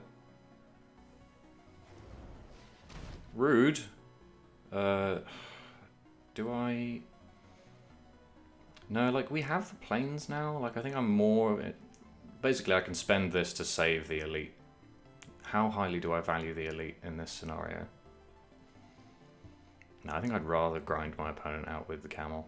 Because I have other flying creatures. Yeah. You can spend your spell on my spell.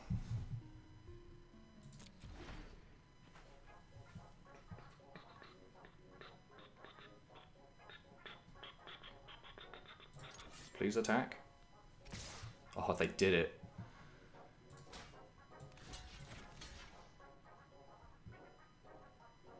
Okay. Cast this.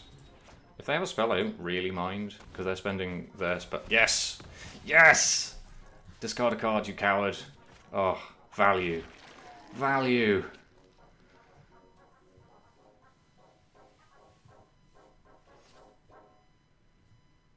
We didn't get to trade up, but they are going to have to discard 2 cards to beat our shitty camel now, so I'm in.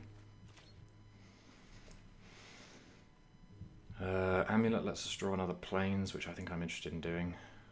We can play Dauntless Haven, aren't we? Yeah. Dauntless Haven has flying. I like things with flying. Actually, no, I might play Amulet and leave farm up. Or I could attack and use farm proactively and then Amulet reactively. Yeah, let's attack and use farm proactively. Right.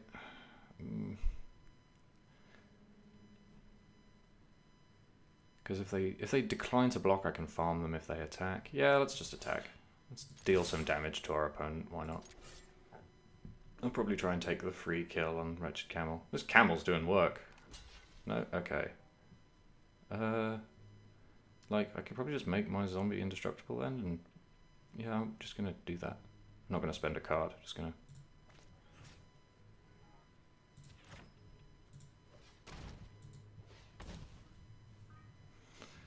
Go to damage. I didn't even need to do that. That was complete waste. Foolish. Completely foolish.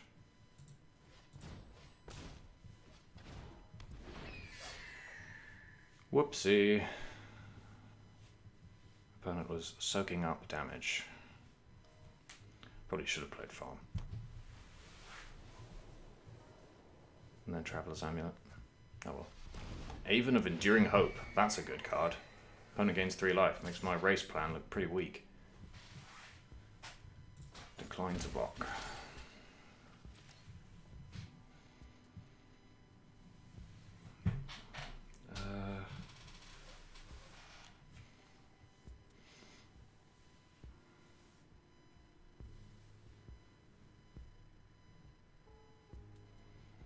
What are we doing now? Suddenly we look quite behind. Maybe we want to be defensive here. Our opponent does have quite large creatures. Yeah, let's be defensive. I don't like it, but I think it's probably correct.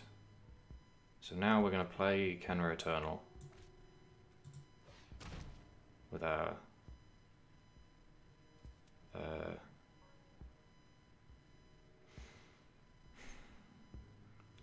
hang on. So this is 2 mana. This is 2 mana and gets us a land. So it actually takes us up to 6. Which, we need 7 to do that, don't we? Because I'm trying to figure out if I can... Because this is an instance I'll be casting on my opponent's turn. So I'm trying to figure out if I can cast this... if my opponent decides not to attack, rather than casting farm. Because if they don't attack, I can't cast it. Which means I've wasted my mana, which I don't want to do. How much do I want to cast Traveler's Amulet versus developing my board with Kenra? I think I'm going to play the Kenra. And gamble that they do attack. No attackers.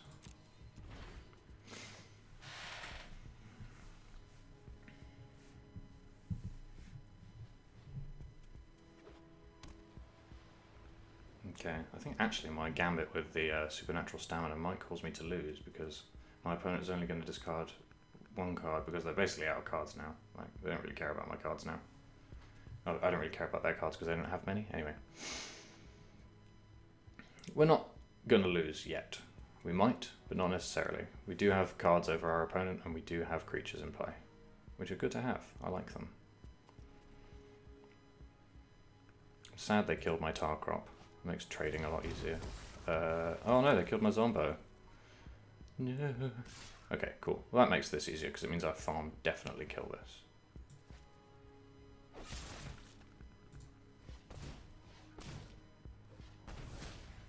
Twang. Cool. Okay. So now we have a flying creature and they don't, which is great. But we don't really have any other good attacks we can make. But that's fine. We just clock them down with our flying creature. And they don't have any cards in their hand. So they have to try and do something about this board, which they can't. They can't really attack. Yeah. So I'm going to play Traveler's Amulet. Get some lands out of our deck. I'm going to attack. Ooh, this is neat. This is actually a free attack. So I'm going to attack with both of these. They can either trade with it and lose 1, or block it and lose 1. Yeah, I like that.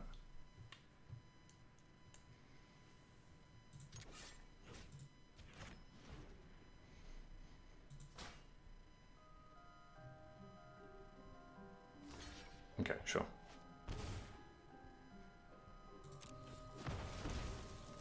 Guess it's probably in their interest for me to have fewer creatures, but at this point I don't mind so much. Wow, there's a meow! Excellent. Okay, so end the turn, try and remember to activate Traveler's Amulet. So now our opponent has to draw something to stop us from killing them before we can kill them. Which is good. It's where you want to be, generally. I'm going to find a plains, because we only have 1.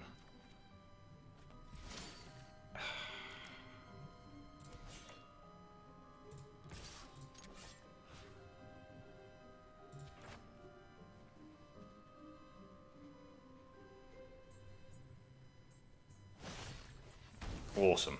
Okay. Well, they found something to stop us killing them, like I said they would.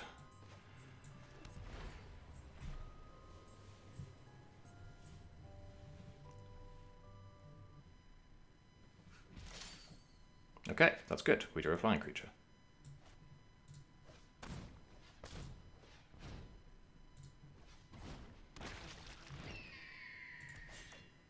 We're not going to play this land because we don't need to, and our opponent might think it's a spell.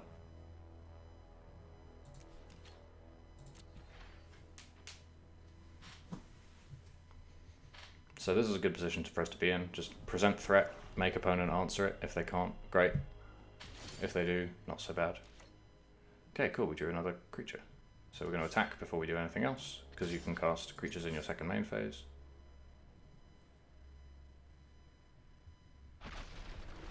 Okay.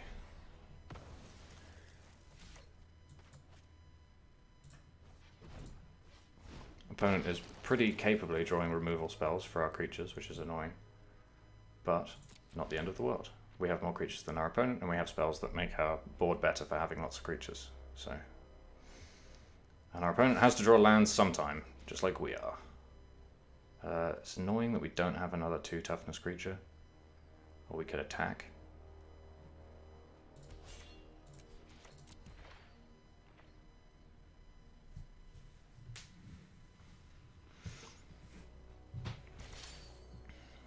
Oh, sweet.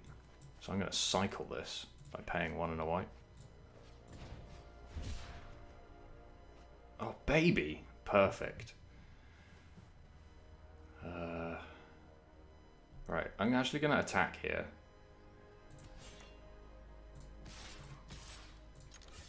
To try and make my opponent block my camel and discard one of their cards.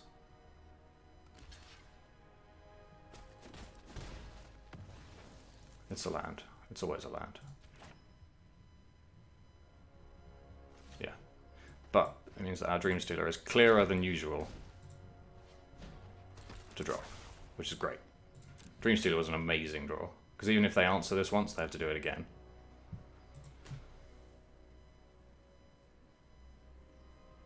Unless they play... No, they can't play Magma Spray.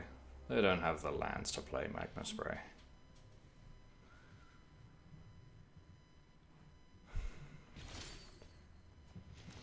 So, Dabitude.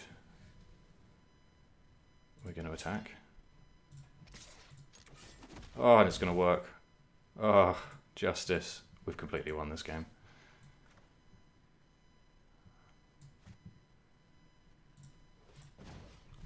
I suppose there's, like, there are common black cards that can exile this, so we're not actually in the clear yet, but we're doing pretty well.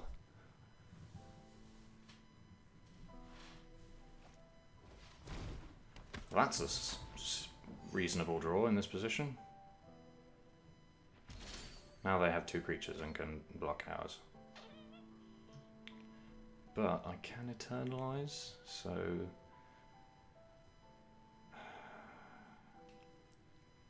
I'm not going to attack here.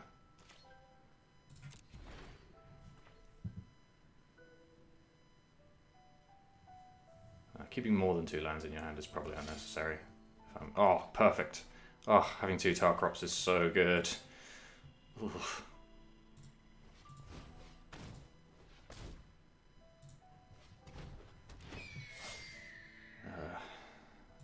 No other attackers here.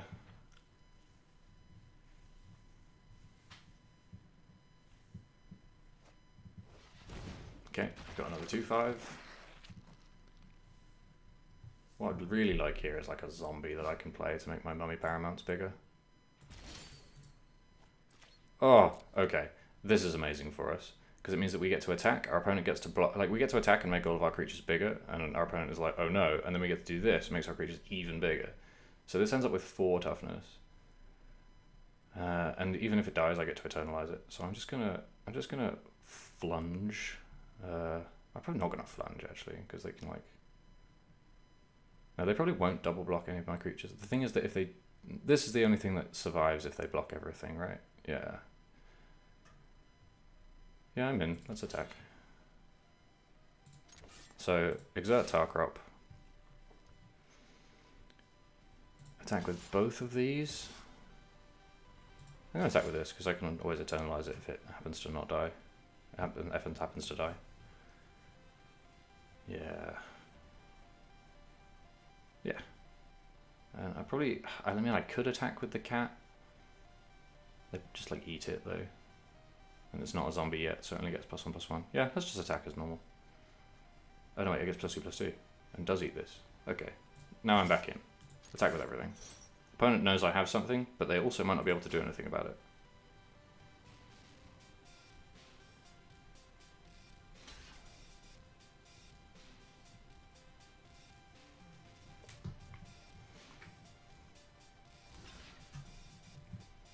See, opponent is double blocking to try and kill this, but they won't be able to. In fact, I'll be able to kill this. Yeah, this is an atrocious block for my opponent. In fact, they're not just dead, but they do discard their whole hand. That felt powerful. I did gain life. Okay. Yeah. See, they conceded the game.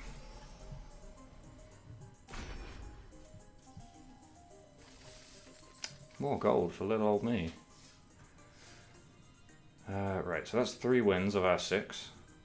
Off to a good start. Only 1 loss so far. And it's almost 3 o'clock. So... Alright. What am I going to do? I think I'm going to play...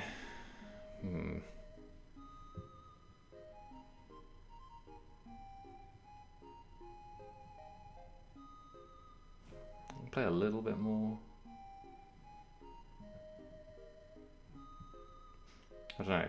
How are people finding the Magic Arena stream? Am I playing too quickly? Not quickly enough?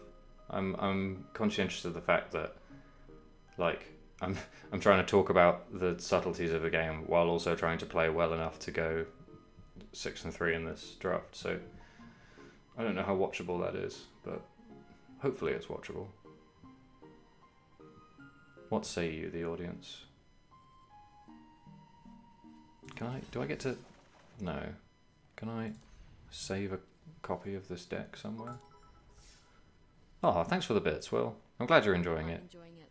Good. People seem to be enjoying it. I can't save a copy of this deck. That's so annoying. I'll just be able to save copies of this.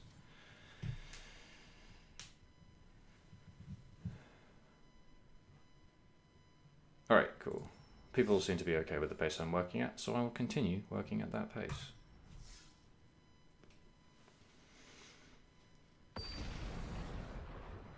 Luckily for me, our deck seems pretty good, so...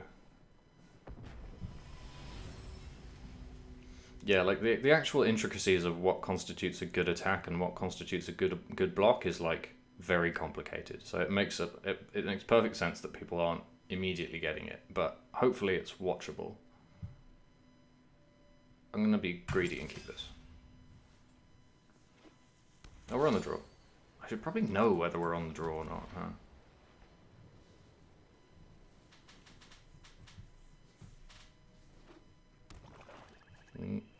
Oh no. Our opponent's deck is maybe better than ours. I wonder if they'll attack. I wonder if they'll exert. Oh, whoa! Okay, never mind. Our opponent's deck might not be better than ours. 3 colours. Aggro. I mean, I may be 3 colour aggro, but... Okay, they're attacking. And exerting. Cool, that's great. That's really good for us. We're very favoured against the deck that doesn't untap its creatures often. Awesome. Really good. Really cool and good. So we want to go... Paramount. Leave up our black source. Drain our opponent. Combat. Attack. Attack with our servant. If they block, we spend supernatural stamina. Nope, they didn't block. Awesome. Sadly, we can't play our cat this turn, but that's okay. Next time we get to play Tarkar Elite and win the game or some shit.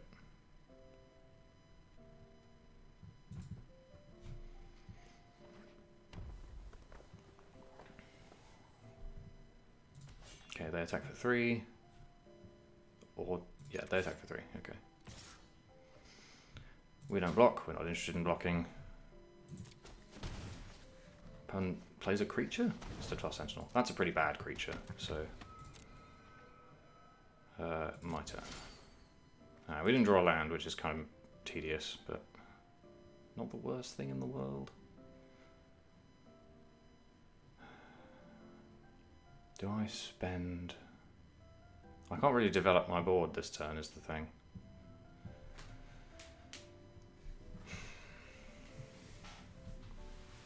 I can, like, play the cat. This is very annoying.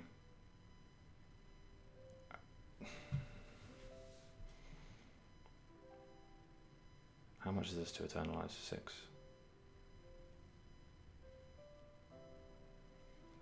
Why don't I offer them the trade, give them supernatural stamina if they want it, and then cast the cat? Yeah, let's do that.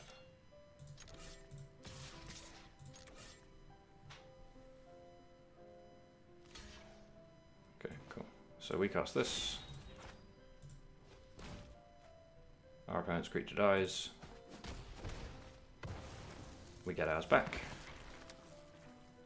And we end the combat step, we play the cat. And really hope to draw land next turn so we can play something good. Like Tarkrop Elite.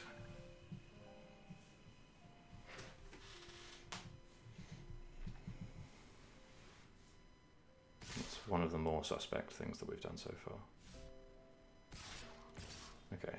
Opponent doesn't have to exert their creature this turn, so... But we don't block, because we can take 5 here. So there's like a turn coming up where we think about not attacking. Because ultimately, like, we have a lot of survivability in our Wayward Servant. Okay, opponent has... what? Do something. Okay.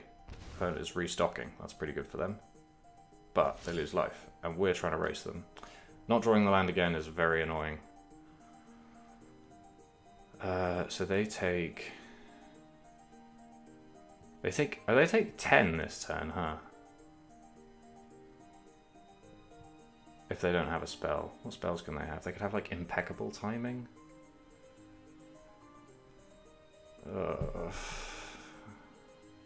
Then we go to 5. So, if I cast this, it gives all my zombies +2/+1, these two, and my cat +1/+1. So I'm doing 2, 6, 10. Like, we can't develop our board, so I feel like we have to use our mana. Yeah, I'm just going to attack and deal 10.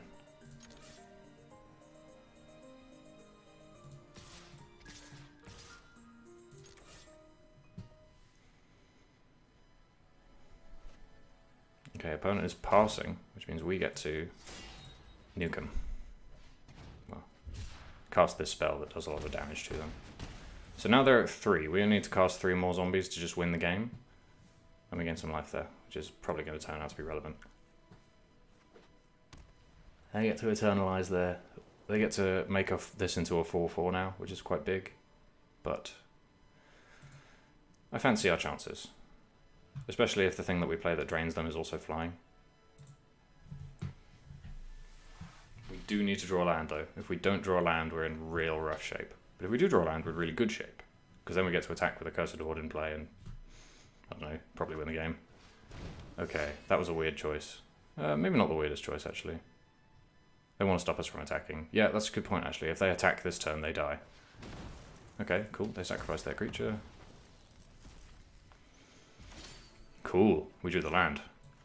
We're not draining our opponent anymore, so I'm going to play this flying creature.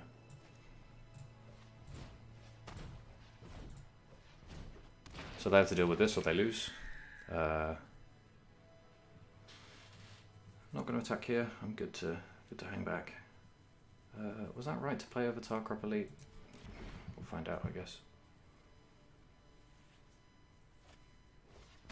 Wall of Forgotten Pharaohs. Okay, they can do some damage to us with that.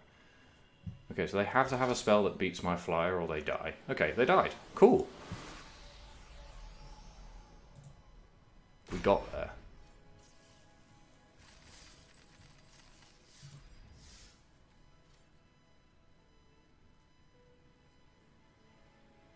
Awesome. So that puts us at 4 of our 6 wins.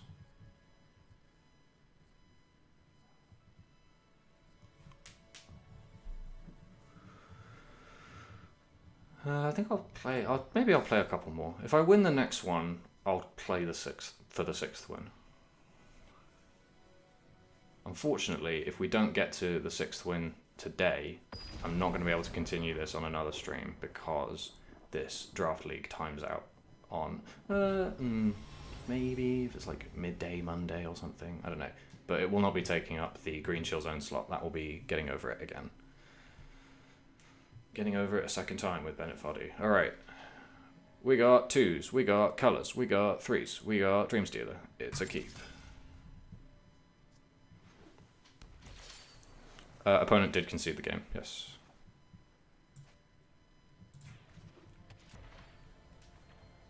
Yeah, this hand's pretty stacked. Okay, cool. Opponent's playing a slow deck. That's very good for us. We will go underneath slow decks without hesitation.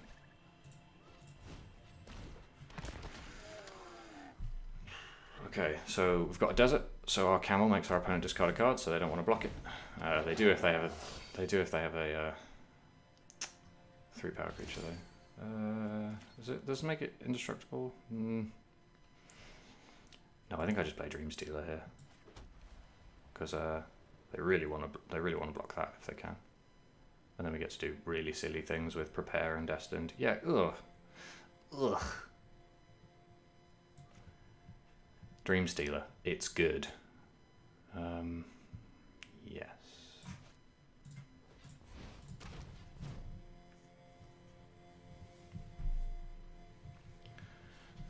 Opponent's going to read that one more than once. Yep, cycle Horror of the Broken Lands. It's just a big old 4/4 that whenever you cycle things, it gets bigger. No attacks.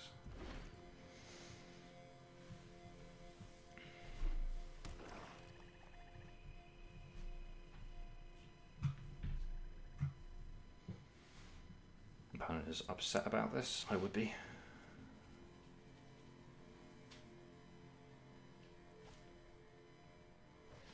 Okay, opponent is casting Doomfall to exile a card from my hand. They get to choose. It's probably going to be Prepare. I would choose Prepare. However, they're definitely not playing a second creature. Yeah, they have to choose Prepare, otherwise they discard 3 cards next turn and lose the game. When I say they lose the game, I don't mean that literally, but they will definitely lose the game. Attack with everything. Yeah, okay, so now we just aggress and make our opponent discard cards. If we were feeling really greedy, we could have cast Destined to give our creature +1/+0, but that's definitely very much on the greedy side. Instead, we're going to develop our board, play Wayward Servant, and then another zombie, draining our opponent for 1. And all of a sudden, we aggressive.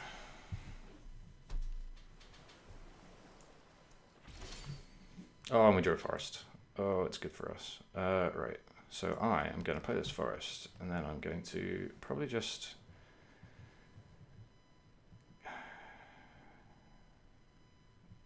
Do I just get in here? Yeah, I think I probably do. No, I attack with the creatures that won't die. So attacking with Wretched Camel just gets eaten by the Kenra, and it does trade for a card, but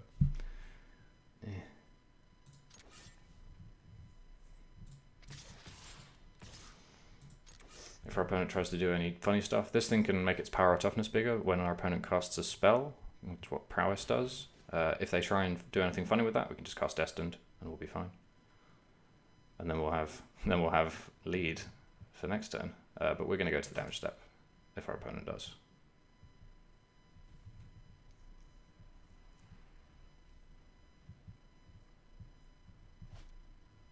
Okay, they're going to draw 2 cards.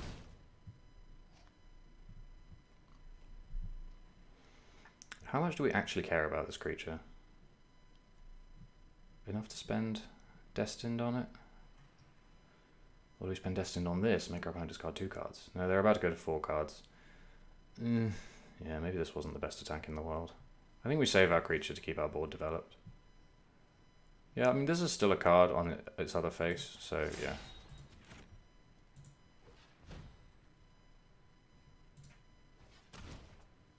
Yeah, admittedly, I forgot that we wouldn't kill their Genra. But they do discard another card. So yeah, our creature is indestructible, which means even though it's taken 2 damage and has 2 toughness, it survives, because it's indestructible. Opponent has to discard a card again, which looks like they forgot.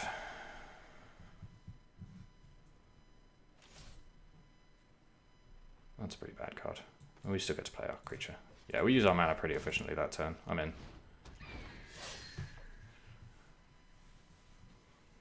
What can they have?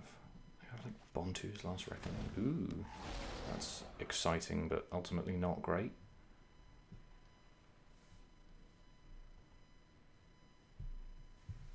Okay, what are we drawing? What are we drawing? I'd like to draw a zombie. Oh, I get to make them block my camel this turn. Discard 2 cards. Unless they have like a counter spell. Unless they have like another countervailing winds. Oh, never mind, they cast strategic planning. Awesome.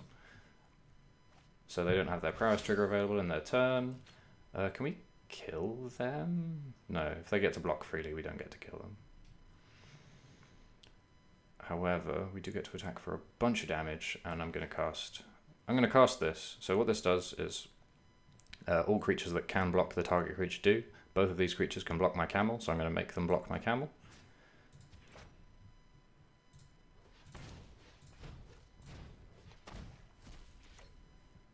And then attack with everything.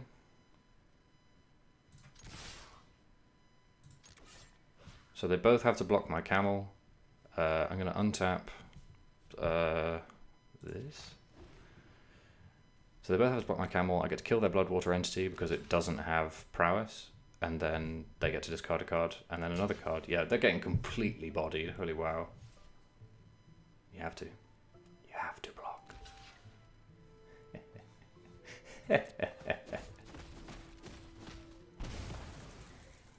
Discard 2 cards. Opponent goes to 6. We have 4 creatures. They have 1 and 1 card in their hand. It's gonna need to be a good one. Okay, we've won. I'm pretty sure we've won.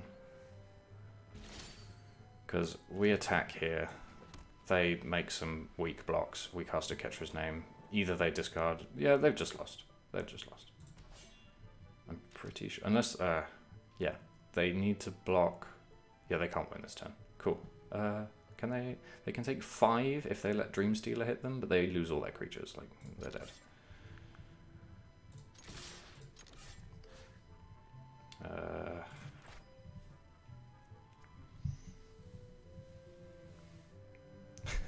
Snurrit's in the chat saying I'm enjoying myself too much. That's probably true. They're also saying they have to call the fun police, which is funny because normally people say that I'm the fun police. Yes, we cast this, they die. Unless they have a very good counter spell.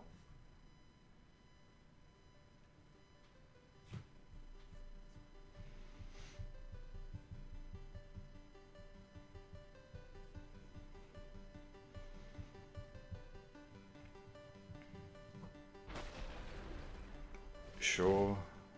Oh, they got their prowess now? Does that do anything? I don't think that does anything. Nah. Womp womp. Oh, they gave me the good game. That's the first good game I've gotten. Mostly people say, I hate you, and send hate mail to me. Okay. So, 1 win off with 2 losses to go. Doing pretty well. So, I said I would, so I'm going to play out Game 6. If we lose, I'll probably stop the stream, because I have to go. I've got other things to do today, unfortunately. But, maybe we'll win. Who knows?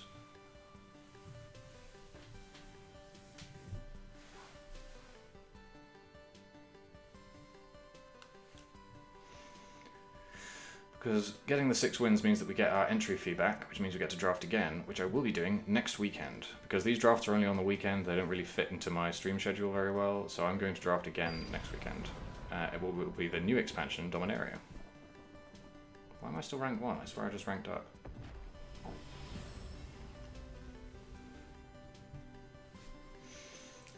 Come on, good 7-card hand. This is one of those. Yeah. We have a 2-drop and Traveler's Amulet.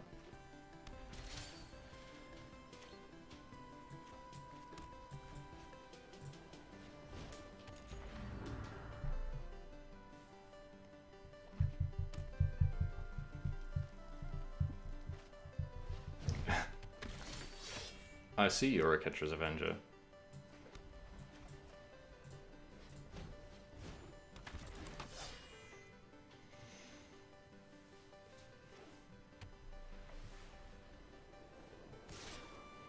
Are you gonna exert?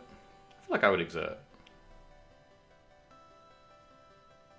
Now, the question is, if they don't exert, do I block? I feel like I do. I feel like I want to slow my opponent down here. So far, it feels like they're probably going to try and play a more aggressive game than I am. Let's block. These are the kinds of decisions that lose you games, so... Okay, well, that's a vaguely aggressive creature, so... Yes, I'm glad I blocked that, but... Okay, so, camel time. Leave up a mana.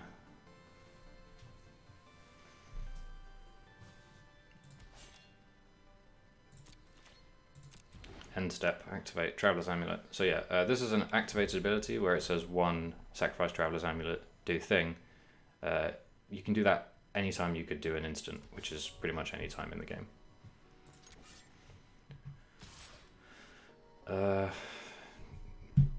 Don't care. No block. If I don't have a desert, whatever.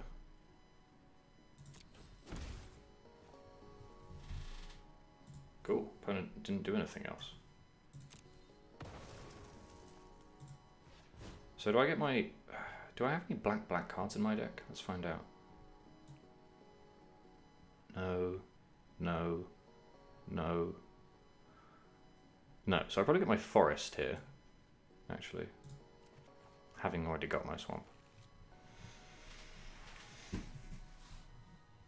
What? Oh, that's first strike. I see. Well, whatever. Whatever. Right, so we're going to play Tarkrop Elite. And be annoyed that the user interface works the way it does. Is this her first strike? No.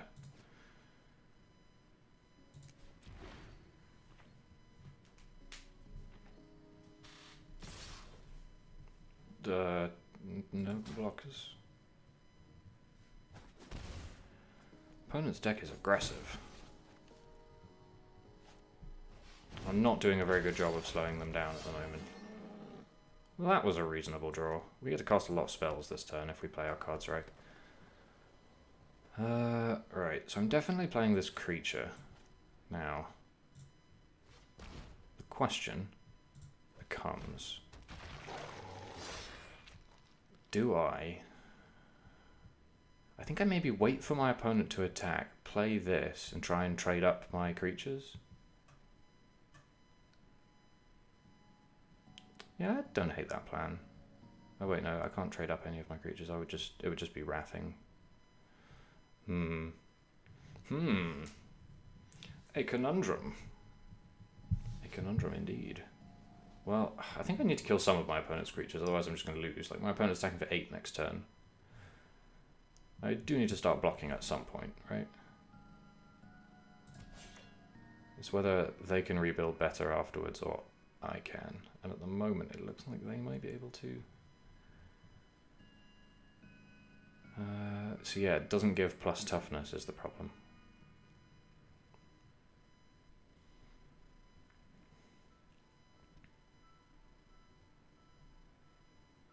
So if we attack with everything, and we exert the Tarkrop, we do...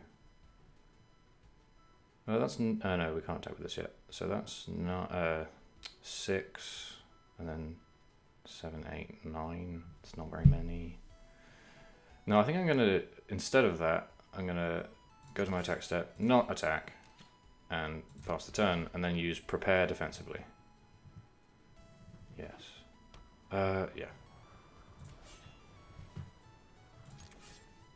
So that's first strike, doesn't it? As long as it's attack, I see. So...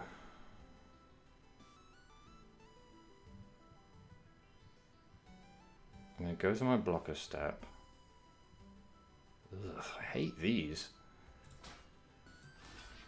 Block like this. No, because then it just first strikes out. No, fuck off.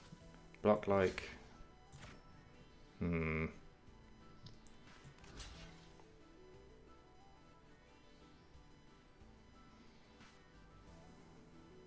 What if I block like this?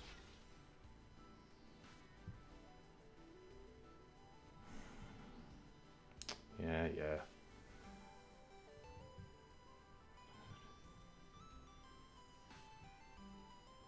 This is hard. This is really hard.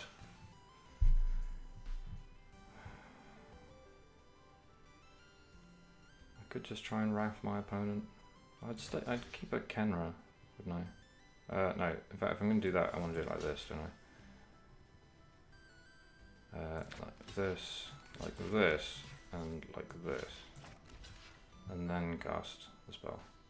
Right, those are my blockers. Oh, I take a load of damage.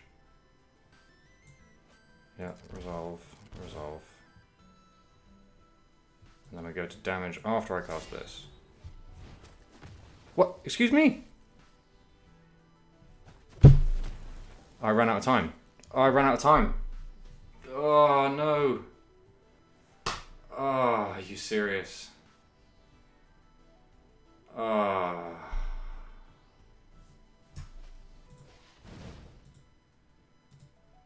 That's so annoying. I hate that so much.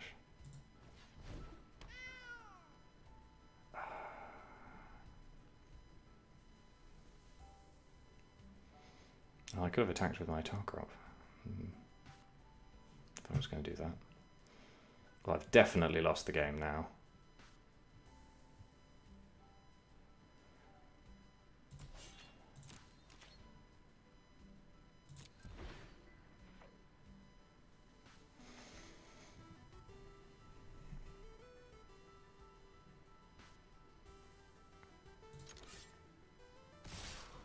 Shockingly, the opponent has decided they want to attack. So that's prowess, doesn't it? Ugh. I guess I have to try and...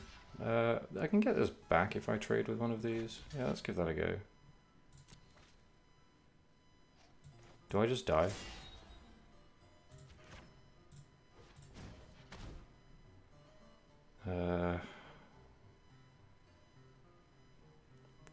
Yeah, I think I probably am just fully 100% dead at this point. Well, that was a game that we were already not doing well in, and then that happened.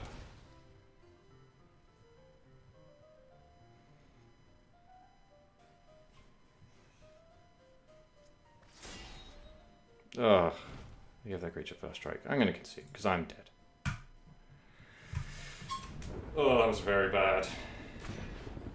Okay, well now I'm tilted, so obviously I have to play the next game.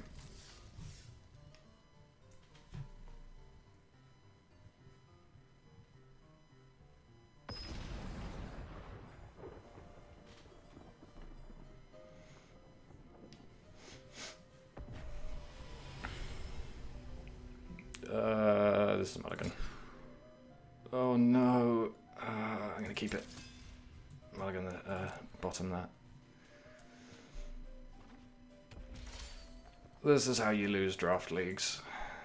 By queuing up for second games when you're tilted. I believe in us. Okay, they have a 2-2. We drew planes. Can we play it? We can't play a 2-2.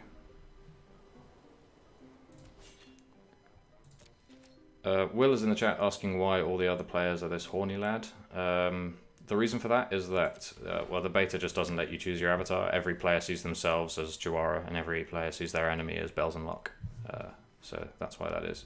Magic Online has selectable avatars, so I assume this game will get those too. Yep.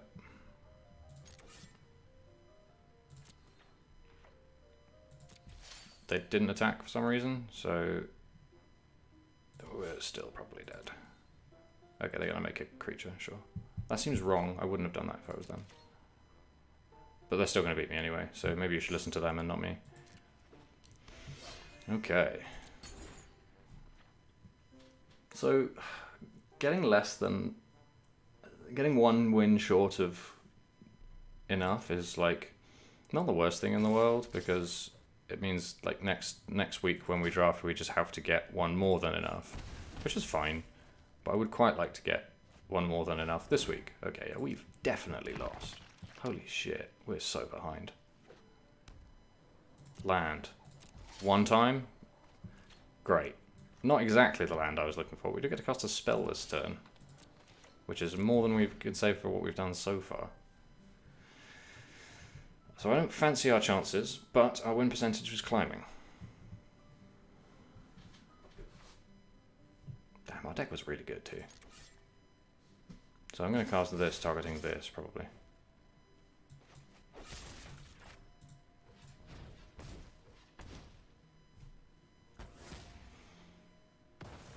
Which is not the best trade, but better than killing the 2/2. We're at 14. We've got life. We've got life to spend. Probably play Accursed Horde if I draw Swamp. If I draw Plains, obviously I'll play the Tarkrop. No, I'll probably play these two if I draw Swamp. No, I can't play both of those. God damn it. We drew the Swamp. Okay. So our opponent can attack into our defense pretty compellingly, so... And I can't play both of these to the point that I am definitely going to play this. Okay. We are not 0% to win the game anymore. We're getting there, as you would say. We have this, so we can actually race pretty compellingly, and our opponent has to think about attacking now.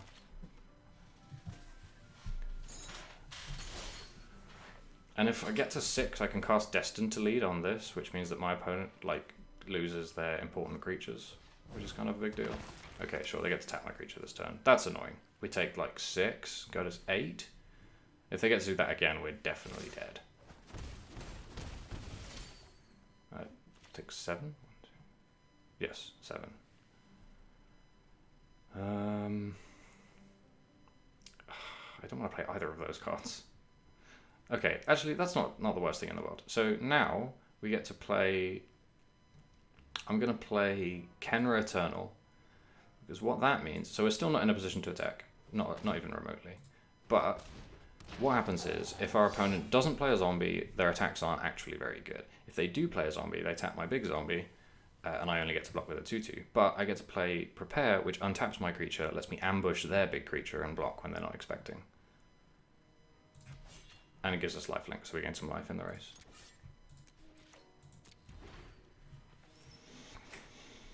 Not going to telegraph that I have an untap effect, because if I attack, they know I'm going to be able to untap my creature, so... Ooh, that's a beating.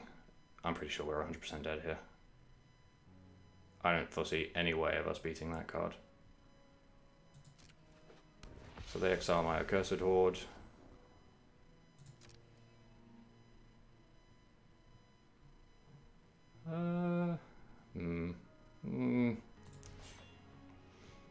So they just flunge with everything because they have lethal damage.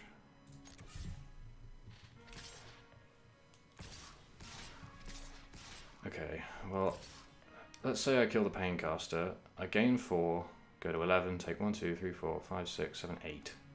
Yuck. That was such a good draw for them, holy wow.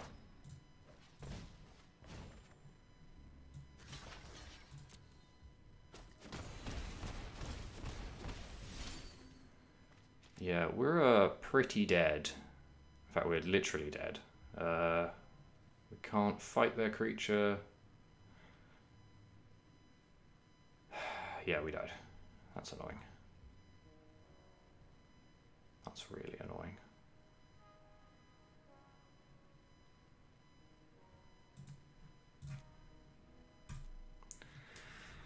what a terrible way for this to end.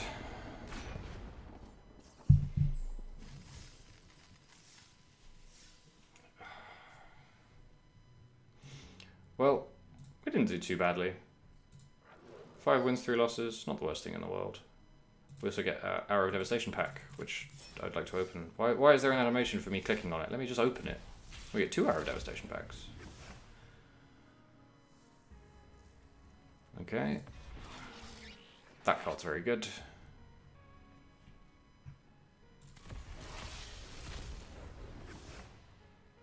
Oh, 2 wild cards. That's pretty good for us. That card's not very good. Oh well. So, the thing, I guess the other thing, the last thing is that unlike in Hearthstone, where they kind of use Arena as a way to, I mean, Magic does the same thing, but Hearthstone uses Arena as a way to show you new cards, right? Like, they give you legendaries to pick from, so you're like, oh wow, I'll go craft this legendary, awesome. But you don't get to keep them. You have to go and craft them. Whereas in Magic Arena, sorry, and I guess in real life if you're drafting in paper, you do get to keep the cards that you draft. So that's kind of why I wanted to save that deck, but it didn't happen. We got quite a lot of vault progress from that, actually, which is not the worst thing in the world. But yeah, so we ended up with... Did we get any good red cards, actually? Because I'm in the business of making this deck less terrible. No, we didn't get any good red cards because we played black-white, didn't we? Did we get any good black or white cards? I don't think we did. We got like some zombies, maybe. We got some wild cards, which is not the worst thing in the world. So yeah, that is drafting Hour of Devastation on Magic Arena. I only wish we didn't get completely owned like we did, but that is Magic. Sometimes you get completely owned, sometimes you completely own your opponent. And, you know, 5 and 3 is respectable, if not anything to write home about. Good old premium currency.